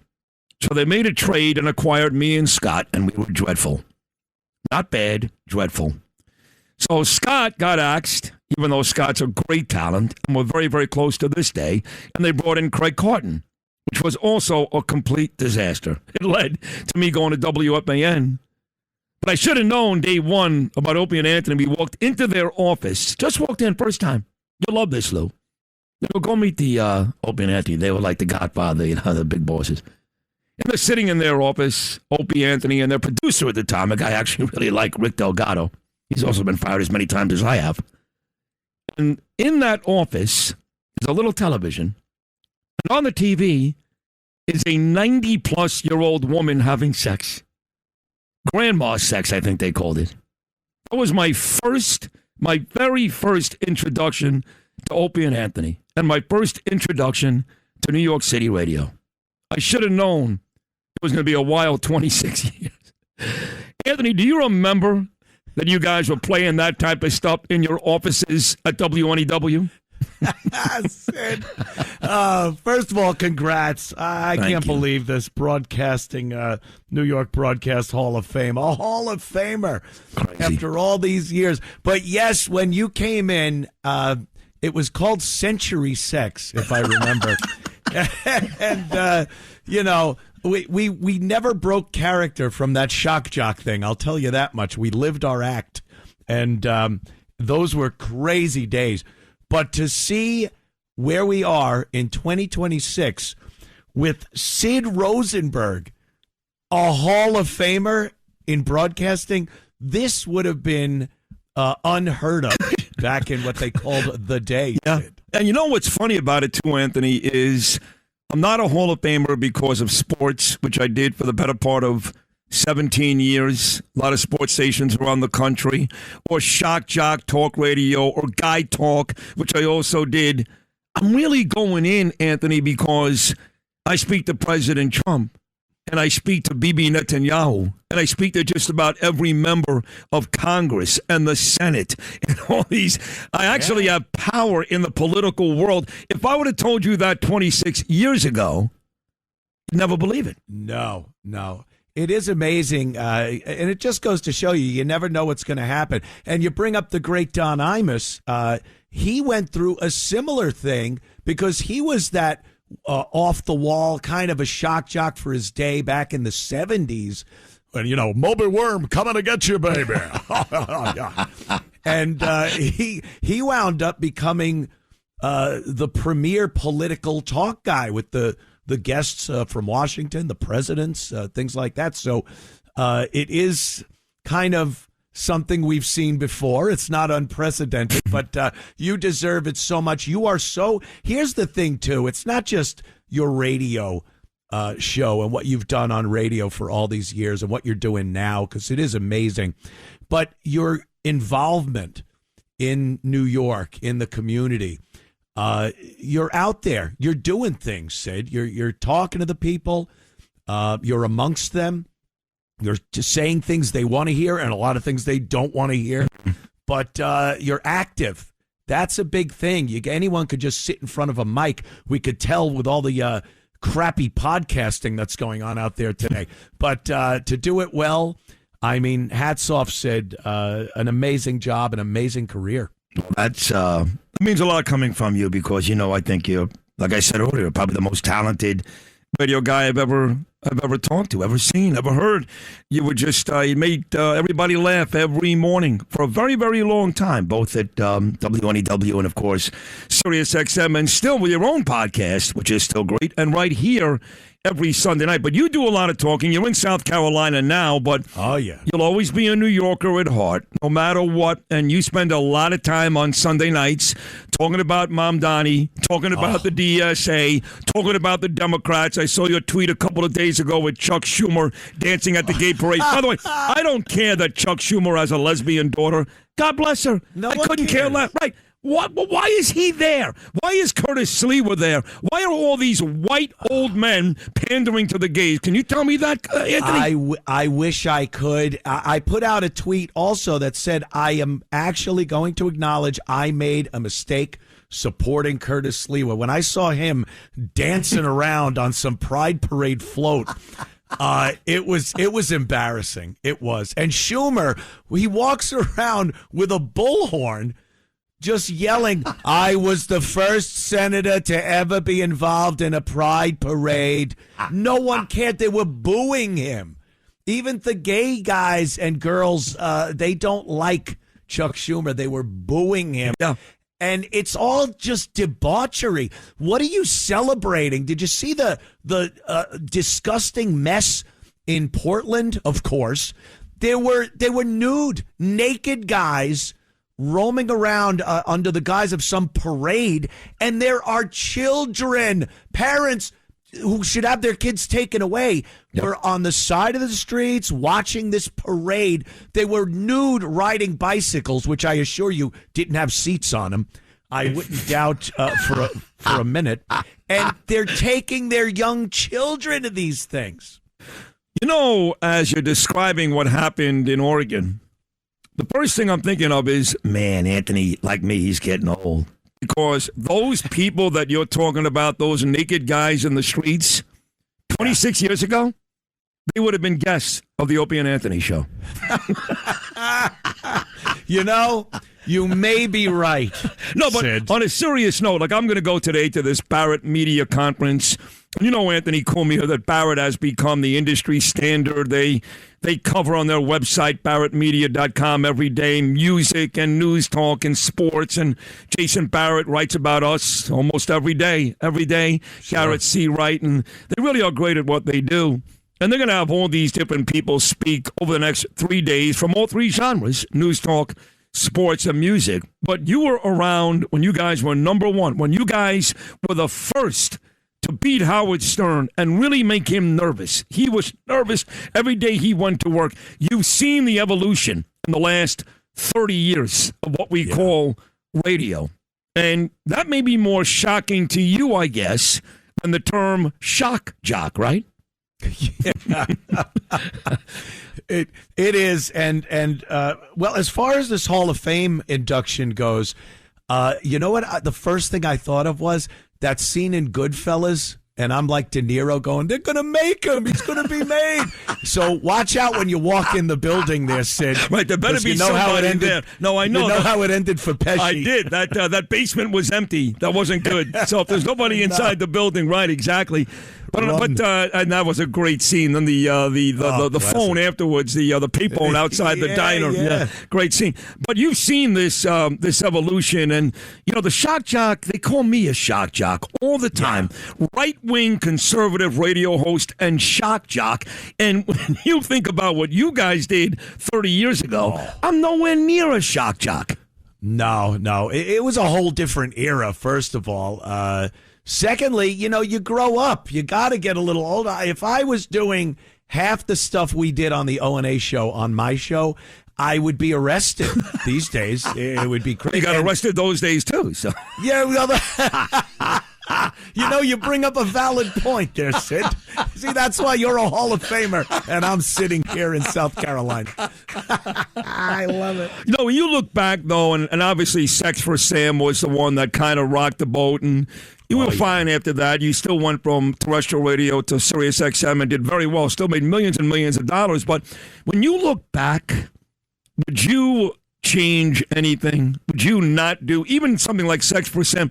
Would you do it all over again? Oh boy, you know, everything you do gets you to where you are, and I'm in a great place. I love what I'm doing, but I am also of the school of thought when you look back and go, maybe that wasn't the best idea. I do wonder sometimes where the road would have led if we didn't do the Sam Adams sex thing and some of the other things that we've done, some things that have gotten me fired, which I believe I've been completely vindicated for over the course of the year. Not really. No, that's not true. Not true. Not true. I love it. Oh, no, I think you have too. People got one day they were fine and having a good time, and they woke up the next day with a big stick up their ass, and all of a sudden it wasn't funny anymore. I don't get that, but like I've done, going from sports to this, you've done the same thing. Now you were always talking about city politics, even when you guys were crazy on Opie and Anthony, but you've really dug in here. So let me ask you, everybody else is talking about it. What are your thoughts on the Iran war? I was on Fox News Sunday morning. They brought me on. I think they thought Rachel Campos and Cliff Jenkins and Charlie Hurt that I'd be in line and congratulating Trump on winning the war. And I'm like, we won nothing. What are you talking about? It's a mess. And I love Trump more than anybody, and he loves me. But it's a mess. What does Anthony Cumia think? Oh, Sid, we are on the same page as far as this one goes, and you're right. The same as me. I love Trump. I support Trump. Anytime anyone tells you, "Oh, what's with your boy? What is he doing now?" I go, give me one president that's been 100% with anybody. I've had problems with presidents. I've loved what certain presidents do. Same with Trump. I do. You know what I do, Anthony? I do a sports analogy. I say Vince Lombardi didn't win every game. Pat Riley didn't win every game. This is not a win for Trump. I'm sorry. No, it is not. And with the midterms coming up, I don't even know if there's time left. We're 4 months out, and we are looking at a war that does not seem to have an end. The whole it's over. We won. We got the peace talks, and we're going to be signing. And then the next day, they're lighting the place up like Hanoi. But they will tell you, though, look at the Dow Jones. Never been higher. Look at the S&P. So the economic indicators, even though goods are still way too high in this country, inflation is still too high, gas prices are still too high, there are economic indicators that would tell you that, yes, the United States is doing okay. But that's not what this war was all about. There were three major objectives, and of those three, we've accomplished zero. None of them. There may be a dent that was put in their nuclear program. That was for sure. No, more than a dent. No, more than a dent. You got to give Trump credit. Between Midnight Hammer and Epic Fury, we did destroy their centrifuges. They have dust, but they really can't use it right now. So, in all fairness, yes, unlike Barack Obama, don't compare Trump to Obama. Trump did an amazing job. He's destroyed a lot of their capabilities. Yes, he deserves credit for that. But right now, the last 2 months, we're stuck. Yeah. Here's one of the biggest issues, I believe, is that they've bombed the leadership. They bombed the head of the snake, and I don't think they even know who they're negotiating with. They have all these intermediaries, and who are they talking to? I don't think they left anyone in place of power over there to make any real decisions on whether they're going to keep the straits open, they're going to close them, they're going to continue bombing, they're not. This is so confusing, and you know this. It's uncertainty that gets to the world. People don't like uncertainty. Neither does the market, by the way. We've seen some incredible swings, multi-100-point swings on the stock market because of this uncertainty. And to hear Trump get out there and try to get in front of this and say that we're winning or peace is right around the corner, it's a bad look. And unless this is cleared up very, very quickly, we are going to have a disaster in the midterms. Couldn't agree more. And it's making me nervous. So you should be in the Hall of Fame. You said to me yesterday, you said, too much of a shock jock. But again, you look at my history and it's pretty ugly. I mean, I said some very offensive things, very offensive. I admit it, very offensive. And, yes. And had to go to rehab and went to jail and missed a lot of time. Now, you're worse, don't get me wrong. No, but on a serious note, if I made the Hall of Fame, you certainly should be in the Hall of Fame, not just here in New York, but in the National Hall of Fame. Do you care about that type of stuff? I never really think about it, unless something happens like you being inducted into the Hall of Fame. Then you go, wait, what's the matter with me? You're in the Hall of Fame? What would you do if you got the call today? We got to wrap this up, bud. that Opie made the Hall of Fame, but not you. Now that would be fun. At least it would give me a bevy of material on the program, Sid, because I don't know. Hey, look, your whole career, my career, we look and say the biggest thing you could take away from it is you never know what's going to happen, where you're going to end up. And every twist and turn and even the bad things that happen bring you exactly to where you are today. And if that does come to fruition at some point, I'd be fine with that. If not, I'm very proud to have a friend and cohort like Sid Rosenberg getting into the Hall of Fame. Thank you, Anthony. What I said earlier, I've been around a lot of very talented people in my career, from the Don Imuses to the Mike and the Mad Dogs to your boy Howie. But you're right there at the very top of the list. So whether you get in or not one day, it doesn't matter to me. You're an immense talent. You're doing a great job on this radio station. We're so happy to have you. And I love you, Anthony Cumia. Thank you so much, my good friend. Thank you, Sid. Congrats again, man. Thank you. God bless you. There he is, Sunday nights, right here on 77 WABC. Sid and Friends in the morning on the Red Apple Podcast Network. The great Joseph Tacopina. So, JoJo, welcome back to the program. I want to start with E. Jean Carroll. And you did a great job representing President Trump, more than once, actually, twice, but specifically in the E. Jean Carroll trial with Judge Kaplan, and that jury really wanted you to lose and Trump be a rapist the rest of his life. But you won. So you can say anything you want about President Trump, but you can't call him a rapist unless you want to spend $15 million like George Stephanopoulos. Exactly right. Exactly. Right. Exactly. So then there was a civil case too, and I guess the jury said that he was going to pay her $90 million, $88 million, whatever it is. So he lost the appeal yesterday, and he has to pay $5 million. To me, that's still a win. I'd rather pay 5 than 88. But is that it? Is this over, or is there more legal stuff ahead? Well, I think there's still some open issues that the appellate lawyers are still going to deal with regarding that second verdict. That was a crazy, ridiculous case. Alina Hoppe tried that case, and the jury awarded $83 million to E. Jean Carroll when the plaintiff asked for 24. I've never seen that in my life before. That just goes to show you the level of disdain and lack of ability to get a fair trial President Trump has in New York City. In the history of American jurisprudence, I don't think there's been a case where someone said, ladies and gentlemen of the jury, award my client $24 million, which is ridiculous.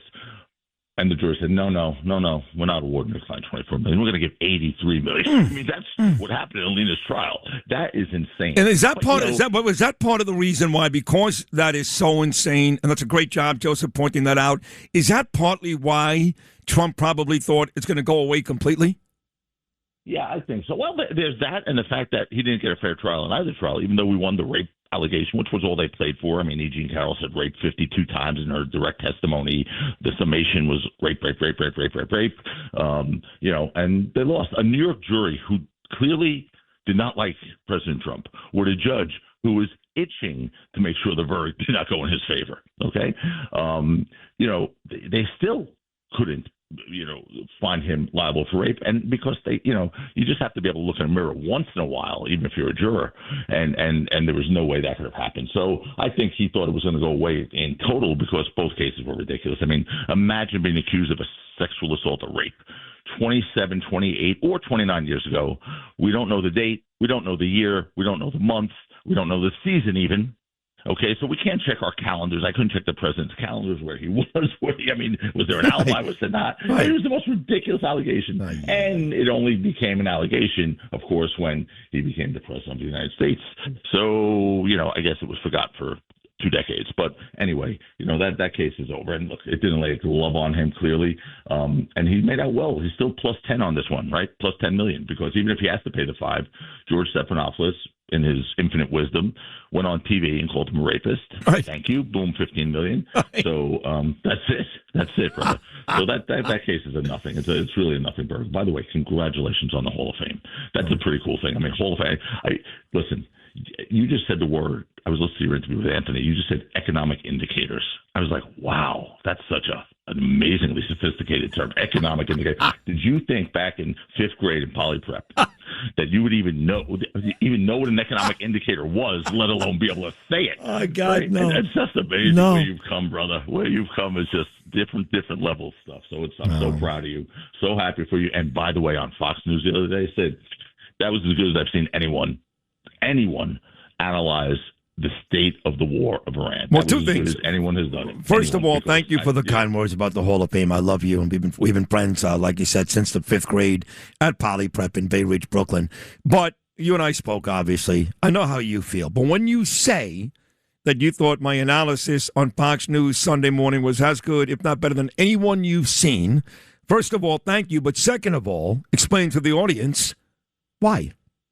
Well, because I've been saying that to you all along. We've been discussing it because we're in a quagmire. We are stuck.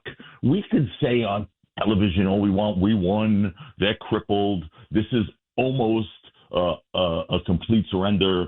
It's not. We're still in a war. We're nowhere near a resolution, because we need a resolution. We need a resolution, either a total annihilation and a victory or a favorable resolution. Not a resolution that has half the Republicans saying, my God, we're giving a terrorist nation $300 billion. I mean, we need a real resolution. We don't have one. Well, hold on for a second. Hold on, because you're right. That's what we're going to do. I don't care what anybody says. But we've got Republicans on record, Trump and his people saying, no, Bessent, maybe Vance. They don't get any money. They don't get any money unless they comply. I'm not sure that's true. In fact, I don't think it is true. And what does that mean if they comply? My guess is they get money right away. They do get money right away. And by the way, as far as them complying, what weapons inspectors going in there are going to know if they comply? They have uranium under the ground. They're never complying. They're gonna talk the talk, walk the walk, and say they're complying, but they're never complying, and they're going to get that money. They're going to get a lot of money.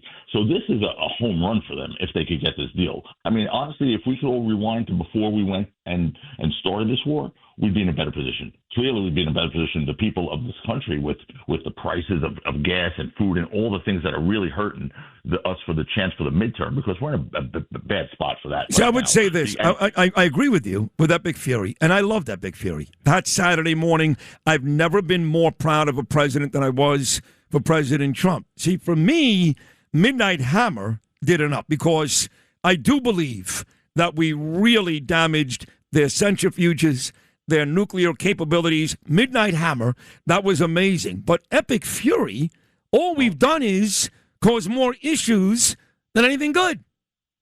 Sid, 100%. Like Epic Hammer, we did what we needed to do. We sent a message, number one. We lost nobody. And we did what we needed to do. We showed we're going to mess around with us. We're coming in there with our incredible military might, and we're going to take you down. And we did that. And we no one argued that we didn't obliterate, as President Trump said, their nuclear systems. No one argued that. It was over. And then we started this thing again, and it's been nothing but bad. I mean, honestly, we went in there without planning, Sid. I'm telling you, as a military guy and someone who's in touch with our leaders, we went in there without planning. We didn't secure our bases and embassies. Those are destroyed. Bases and embassies. We didn't secure the Strait. Before you go into a war with Iran, every leader said, you have to secure the Strait. We didn't do that. Okay, now that Strait's going to be a mess for our lifetime, for sure. So we didn't have a plan. We didn't go in there well. Our munitions are low, no matter what anyone says. Pete Hegseth testified to that in Congress. On TV, he says something different, but when he testified on the oath, our munitions are low. We need money. Wait, money. So let me stop you. So are you, Joseph Tacopina, I love you like a brother, and I actually trust you and believe you, are you calling Pete Hegseth, the Secretary of War, a liar? I have a lot of things to say about Pete Hegseth, Sid. Honestly, I think he's doing more damage than we could withstand. I think he's giving the president some real bad advice. And what he's done this week, to me, crossed the line, beyond any line he's ever crossed. And what he did was removed our greatest warfighter. He has this thing, and I know he has an issue, a little bit of a vendetta against the Army. He was a National Guardsman, and he was sort of not treated well, he thought. And, he's now in a position, and I'm going to just shoot straight with you, where, first of all, he's made some not good statements publicly, statements that have come back to haunt us. He removed certain elements of our warfighting intelligence that's caused us to do things like, accidentally bomb a school with children in it. Because God forbid Iran ever bombed a school with 170 of our little school children in it. this country you'd see a hornet's nest or like a pit vipers would be for the rest of our lives. We would annihilate that country. But what he did, we lost General Donahue. And you know how I feel about Chris Donahue. General Donahue is a family to me. He isn't just another four-star general. Pete Hegseth forced out General Donahue after forcing out General Randy George, who was an icon, the leader of the Army, the chief of staff. Oh, wait, I knew about Randy George. I didn't know he forced out Donahue. When was this? Just 4 days ago, Sid. Oh, my God. He reduced his command from a four-star command, he's a four-star general, to a three-star command. And then when Donahue agreed to go elsewhere, he blocked all those attempts for CD, General Donahue, to go elsewhere. Is he doing all this? Is he doing all this because he's paranoid? What's his problem? He's clearly threatened by General Donahue because General Donahue is almost like a Hollywood action figure warfighter. Okay, he also has alliances with people like General Leneve, who he put into a position that I don't think he's qualified for, that many people don't feel he was qualified for. That's his friend. General Donahue fired General Leneve 10 years ago, and so did General George. But here's what I have to say, and you've got to give me a second just to get this out, because your viewers need to understand the gravity of this. General Donahue isn't simply another four-star general. He is the most decorated combat leader of our generation. He was a Ranger leader. He was the Delta Force commander. He was commander of the 82nd Airborne, commander of the 18th Airborne Corps. He is NATO's senior land commander in all of Europe. He's been deployed more than 20 times in defense of this country, Sid, in the absolutely most treacherous deployments. He destroyed single-handedly. Now, of course, he had his troops, but he was the one who destroyed ISIS. He basically strengthened NATO against Russian aggression. The Ukraine relied on General Donahue as much as they relied on anyone in their military, anyone. Okay? And was widely considered to be the chief of staff of the Army, the future chief of staff of the Army. When a leader like that is shown the door without any compelling military reason, every soldier in uniform notices, and that should concern the American public, because I will tell you this, until recently he was the next chief of staff of the Army or even chairman of the Joint Chiefs of Staff, and he's without a doubt the most respected and most experienced senior leader the Army has got. He's a front-end conceptual thinker, Sid. He's an experienced leader. He's got a human touch, which in the Army, by the way, is very important. He inspires people. I've seen him inspire people. It's like, I want to drop to my knees when I'm in front of this guy. He gets the most from soldiers, and he's been there and he's done it. And by the way, he's modest about it. He's the best soldier in the Army today. That doesn't come only from me. Every retired general who's been, in the last 2 days, been going crazy has said he's the best soldier in the Army today. His reputation is as great as has been reported. And you know the two groups that are the most happy right now? The two groups, the Kremlin and every terrorist organization in the world. Because Putin feared General Donahue. I have that from Russian intelligence. I mean, there are people, and that's known. He feared Donahue. The terrorist organizations bowed to him. What he did with some of these Taliban guys is unbelievable. I know the facts. I know that he basically threatened them that if they moved a muscle, he would annihilate that whole organization. They feared him. Putin feared him. We lost him. So that is not a loss that we could really withstand. I'll tell you. And by the way, the people who really, really support General Donahue, as an Army person, you have William McCraven, Admiral McCraven, the guy who, was SEAL Team 6 with the Bin Laden hit. He said that Donahue was the most brilliant officer he knows. General Thomas, Special Operations Commander, said he's a generational leader. Okay, General Cavalli, these are the best generals we've had, says General Donahue is almost like a comic book hero, without a doubt the most experienced warfighter we have in the U.S. Army. And now he is gone. He's gone. No. I mean, he has more awards. He's decorated more than anyone. He has 5 Bronze Stars, 3 Legion of Merit medals, 2 Defense Superior Service medals. I mean, every war we've been in since 9/11, he's there. And he's gone. And it kills me, because not only is he the greatest leader we had, I know him personally. I've spent a lot of time in Germany with him. He's one of the greatest human beings I've ever met. He's intellectual, yet he's fierce. Yeah. As a family man, what he does is, I don't want to get to his personal stuff, but this guy, what he's done for people is mind-boggling. And I was moved so much this week, so upset, Sid, that, I'd like to think I don't really have a tear duct anymore, but it came there. And it's disgusting to me, because he is someone who's done so much for this country and was basically discarded by the United States Army, where he gave his whole life. From West Point on, he gave his whole life. Terrible. And we're hurting right now. We're hurting. And the Army is hurting because everyone's saying, my God, Donahue was kicked out? Donahue. Like, he's like the modern-day General Patton, okay? And he's kicked out. So it's really shaking the Army right now, particularly the Special Force community from which he hails. And it's troubling, Sid. It really is. And so Pete Hegg said, we have now 24. We're up to 24 senior leaders who have been shown the door, by Pete Hegg. Is that right? 24? So, yeah, 24. Randy George, when asked in Congress, why did you fire Randy George? Give us a reason. What, did he do something? Was there a clause? There's no clause reason. There is no clause reason. He just did it. That means you took the leader of the Army in the middle of a war and removed him. We have no chief of staff of the Army right now, Sid. Okay? It's like changing the engine of a plane mid-flight. That's what it's like in the middle of a war. Yeah. I mean, and there was no reason. No. I'll tell you what, you're never going to get this on Fox News because they love Pete there still. He was part of that weekend crew. You're never going to get this from the Trump administration. So this information, which you just volunteered, that's big stuff, Joe. I'm not trying to, I support the president and I support our country. I support our troops. I take no joy in saying this. But I'm in with those military guys. I hear them. I see them. I know what's going on. It's really bad. It's really bad. And it's just horrible to think that one person has taken out personal vendettas. The military is the one place in the world. Companies have nepotism, cronyism, favoritism. You put your buddy in a position, great. I'll hire your son, you hire mine, whatever. The military can't have that. The military cannot have that. The military has to be by merit only. We just lost some of our greatest warfighters, generational talents that are irreplaceable. And I'm worried. I'm really worried for where we go here. That's the perfect way to end this. Joe Tacopina, an amazing, Rubino just said, man, I just learned a lot. So did I. So did this audience.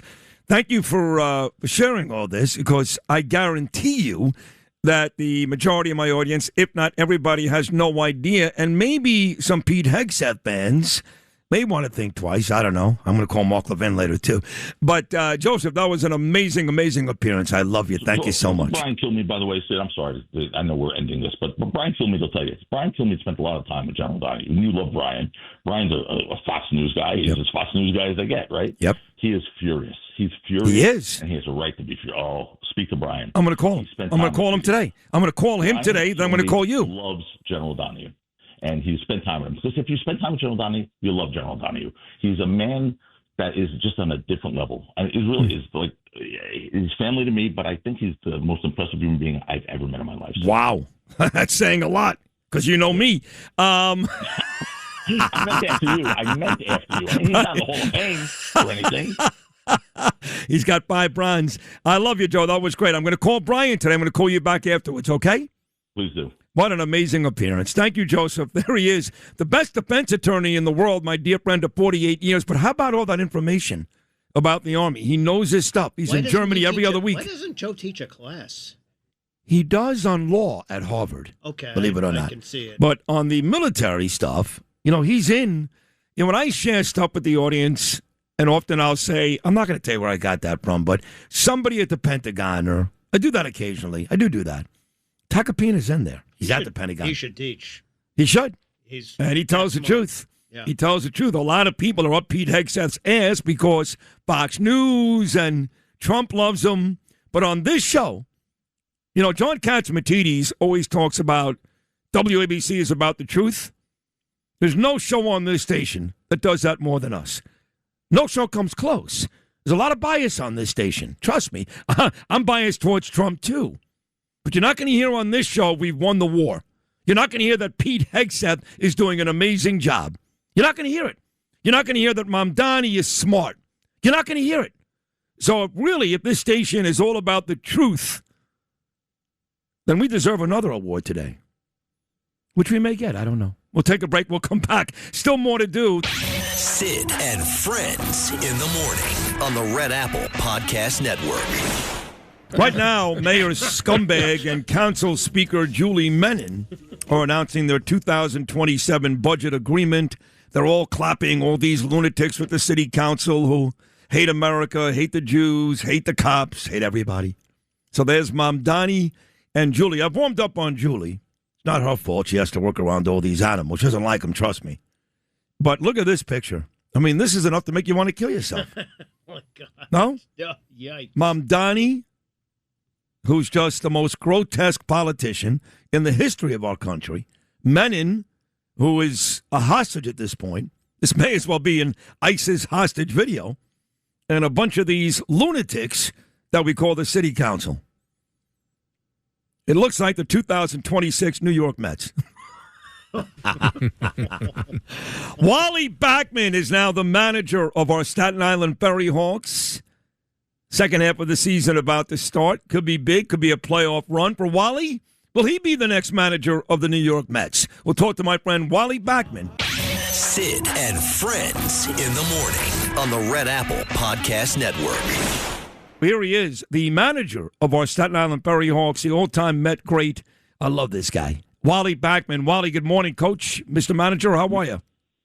I'm good, Sid. How are you guys doing today? Well, great. It's great to have you. I want to get to this team because, you know, a couple years ago when Edgardo Alfonso, another great New York Mets second baseman just like you, he managed the team. He managed Brooklyn as well. And he was able to have a good second half, and the team makes the playoffs, even if they had a not-so-great first half, wins and losses, but a great second half. Something tells me that's what you're looking at right now with this baseball team, yes? Yes, we definitely are. You know, I mean, with John, our owner, giving me an opportunity to come here, and also Gary giving me an opportunity to come here, I really believe we could turn around. You know, it's been a tough go around the first 11 games or whatever. We've won a couple of games, but we've actually made 11 changes already in player personnel, and we're going to get rid of a few more.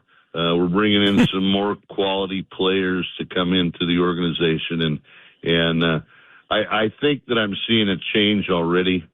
And, you know, the second half starts on the third.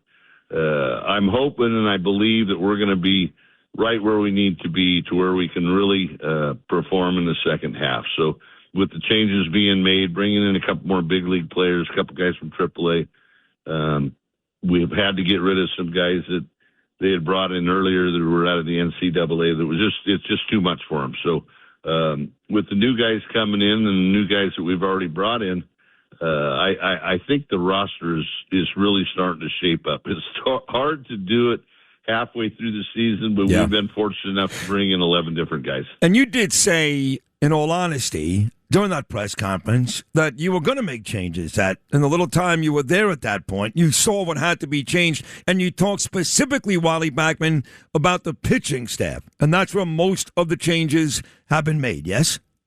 Yes, it is. You know, yesterday there was 4 releases, 3 of them were pitchers and 1 position player. So we've probably added 7 pitchers since I've been here, with more to come. I got a major league guy, Bernardo Flores, coming in to meet us in Maryland on Friday. I brought in another kid, Perez, that's just going to meet us on the bus here in about 10 minutes to go with us. Was very, very good in Lexington. Was 2-2 with 4 saves, but a quality arm. You know, we didn't have anybody that was 93, 94, 95. And you know, I try to tell the pitchers, the Major League fastball right now is like 94.3, the average Major League fastball. So if we don't have that, you've got to be able to pitch. So, you know, we've looked for stronger arms, more powerful arms. We've got a few. But again, there's always a chance of more additions. And, you know, we're going to try to make it right and do the right things here to try to make this team really compete and be able to win. But just to reiterate what you said at the very top of the conversation, you really feel, because you don't BS, Wally, okay? That's not your style. You really feel in your heart of hearts that this team can turn it around in the second half. I think they can. You know, the first half was pretty ugly, but, you know, it's a challenge. There's no doubt it's a challenge, but I'm up for the challenge. And, you know, I think with John, you know, the owner and stuff, and he's let me do pretty much what I want to do to try to bring this team to a very high competitive level. And, you know, Gary wants it just as bad, and we all want it. And I don't like to lose. I said that before in that interview. And whatever we have to do to try to overcome this and win more baseball games and get ourselves in a position to where we can make a run for the second half is pretty important to me and to my coaching staff and to the players that are here now. About 3 more minutes ago with the Met great Wally Backman. So I know you're focused on Staten Island. You're that type of guy, Wally. You're not going to worry about other stuff. You've got a job right now with John, with us, to win on Staten Island, but you're also not dead, okay? And you saw the Mets fired Carlos Mendoza last week. I know, much like your former teammate, God rest his soul, Gary Carter, you've had your design set on managing the team that you won the World Series with 40 years ago. Believe it or not, 40-year anniversary this year. The New York Mets. Now, I don't think I'm calling because I don't think David Stearns would do it. I think David Stearns likes to hire mushy people, not the best out there, which you are. Maybe I'm wrong, I don't know. But are you hoping, again, I know Staten Island's your focus right now, but are you hoping, in all honesty, that the New York Mets give you a call? And if they don't, would you reach out to them?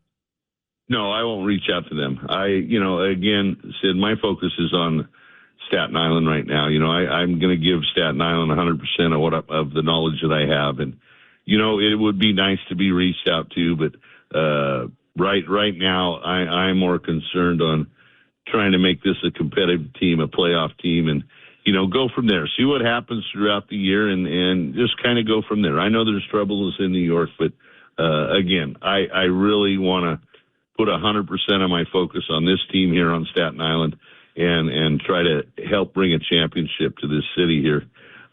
That's my focus. I believe you. But when you go on Craig Carton's show, he's one of my best friends, on The Fan yesterday, and he wants you. And Joe Beningo, another WFAN legend, he was on my show yesterday. He wants you. I want you. And a lot of Met fans, I know you read the news, Wally, a lot of Met fans, as soon as they fired Carlos Mendoza, they started screaming Wally Backman. How does that make you feel? Well, it makes you feel good. I've heard it before. Nothing's ever happened. But, I really, Sid, want to put all my focus on what I'm doing right now here on Staten Island and try to get these players out in the community a little bit to see the schools and, if it's book reading things or whatever. I don't think they've ever done that, but try to associate with the community, get closer to the community, get more fans out here to our ballpark. Show them a better product on the field, and go from there. It's about winning. The Mets thing is a great thing. It's great to fans. I love New York. I've always loved New York. To me, they're the most knowledgeable fans in baseball. The people in New York, and I've always had a good rapport with the reporters and the fans here in New York. And so, what happens is going to happen. But again, I have to reiterate that my main focus is to make this team better and try to make it a championship caliber team. Final 30 seconds. I think you have to admit, Wally, that ballpark out there, right on the water on Staten Island. How nice is that? It's the most beautiful park, maybe in the minor leagues with the setting and things, overlooking the city and things like that. But the ballpark is a beautiful ballpark. There's no doubt that, the fans that come out here, they're going to enjoy themselves. They got a great background of the view of the city and things. And the people here, the work here, from concessions all the way through, they're very, very nice people, and they really communicate good with the community and the people. So, it would just be nice to get these people out, and I'll say it again. One of John's big things that he's trying to do is get valet parking to make it easier for the fans. And, we had a few valets the other day, and so hopefully that continues to grow and it makes it easier for the fans to be able to come out here and see some exciting baseball. Wally, we love you. We really do. We're very lucky to have you with our family here at WABC and the Yankees and the Staten Island Ferry Hawks. Very, very lucky. And we want nothing but success. My gut tells me you and I will talk quite a bit over the next couple of months as we start to rack up wins in the great borough of Staten Island. Wally Backman, thank you so much. Thank you, Sid. I appreciate it. No, you're great. God bless you. I do love you, Wally. You're great. Thanks for listening to Sid and Friends in the Morning. You can hear Sid and Friends in the Morning weekday mornings at 6. If you like the podcast, share it with your friends and listen anytime at WABCRadio.com and download the WABC Radio app. Hit that subscribe button on all major podcast platforms. Plus, follow WABC on social on Instagram, TikTok, Facebook, and X. See you next time for a new episode so you never have to wonder. What the heck is going on here? Trading at Schwab is now powered by Ameritrade, unlocking the power of Thinkorswim, the award-winning trading platforms loaded with features that let you dive deeper into the market. Visualize your trades in a new light on Thinkorswim desktop with robust charting and analysis tools, all while you uncover new opportunities with up-to-the-minute market news and insights. Thinkorswim is available on desktop, web, and mobile to meet you where you are. It's built by the trading obsessed to help you trade brilliantly. Learn more at schwab.com/trading.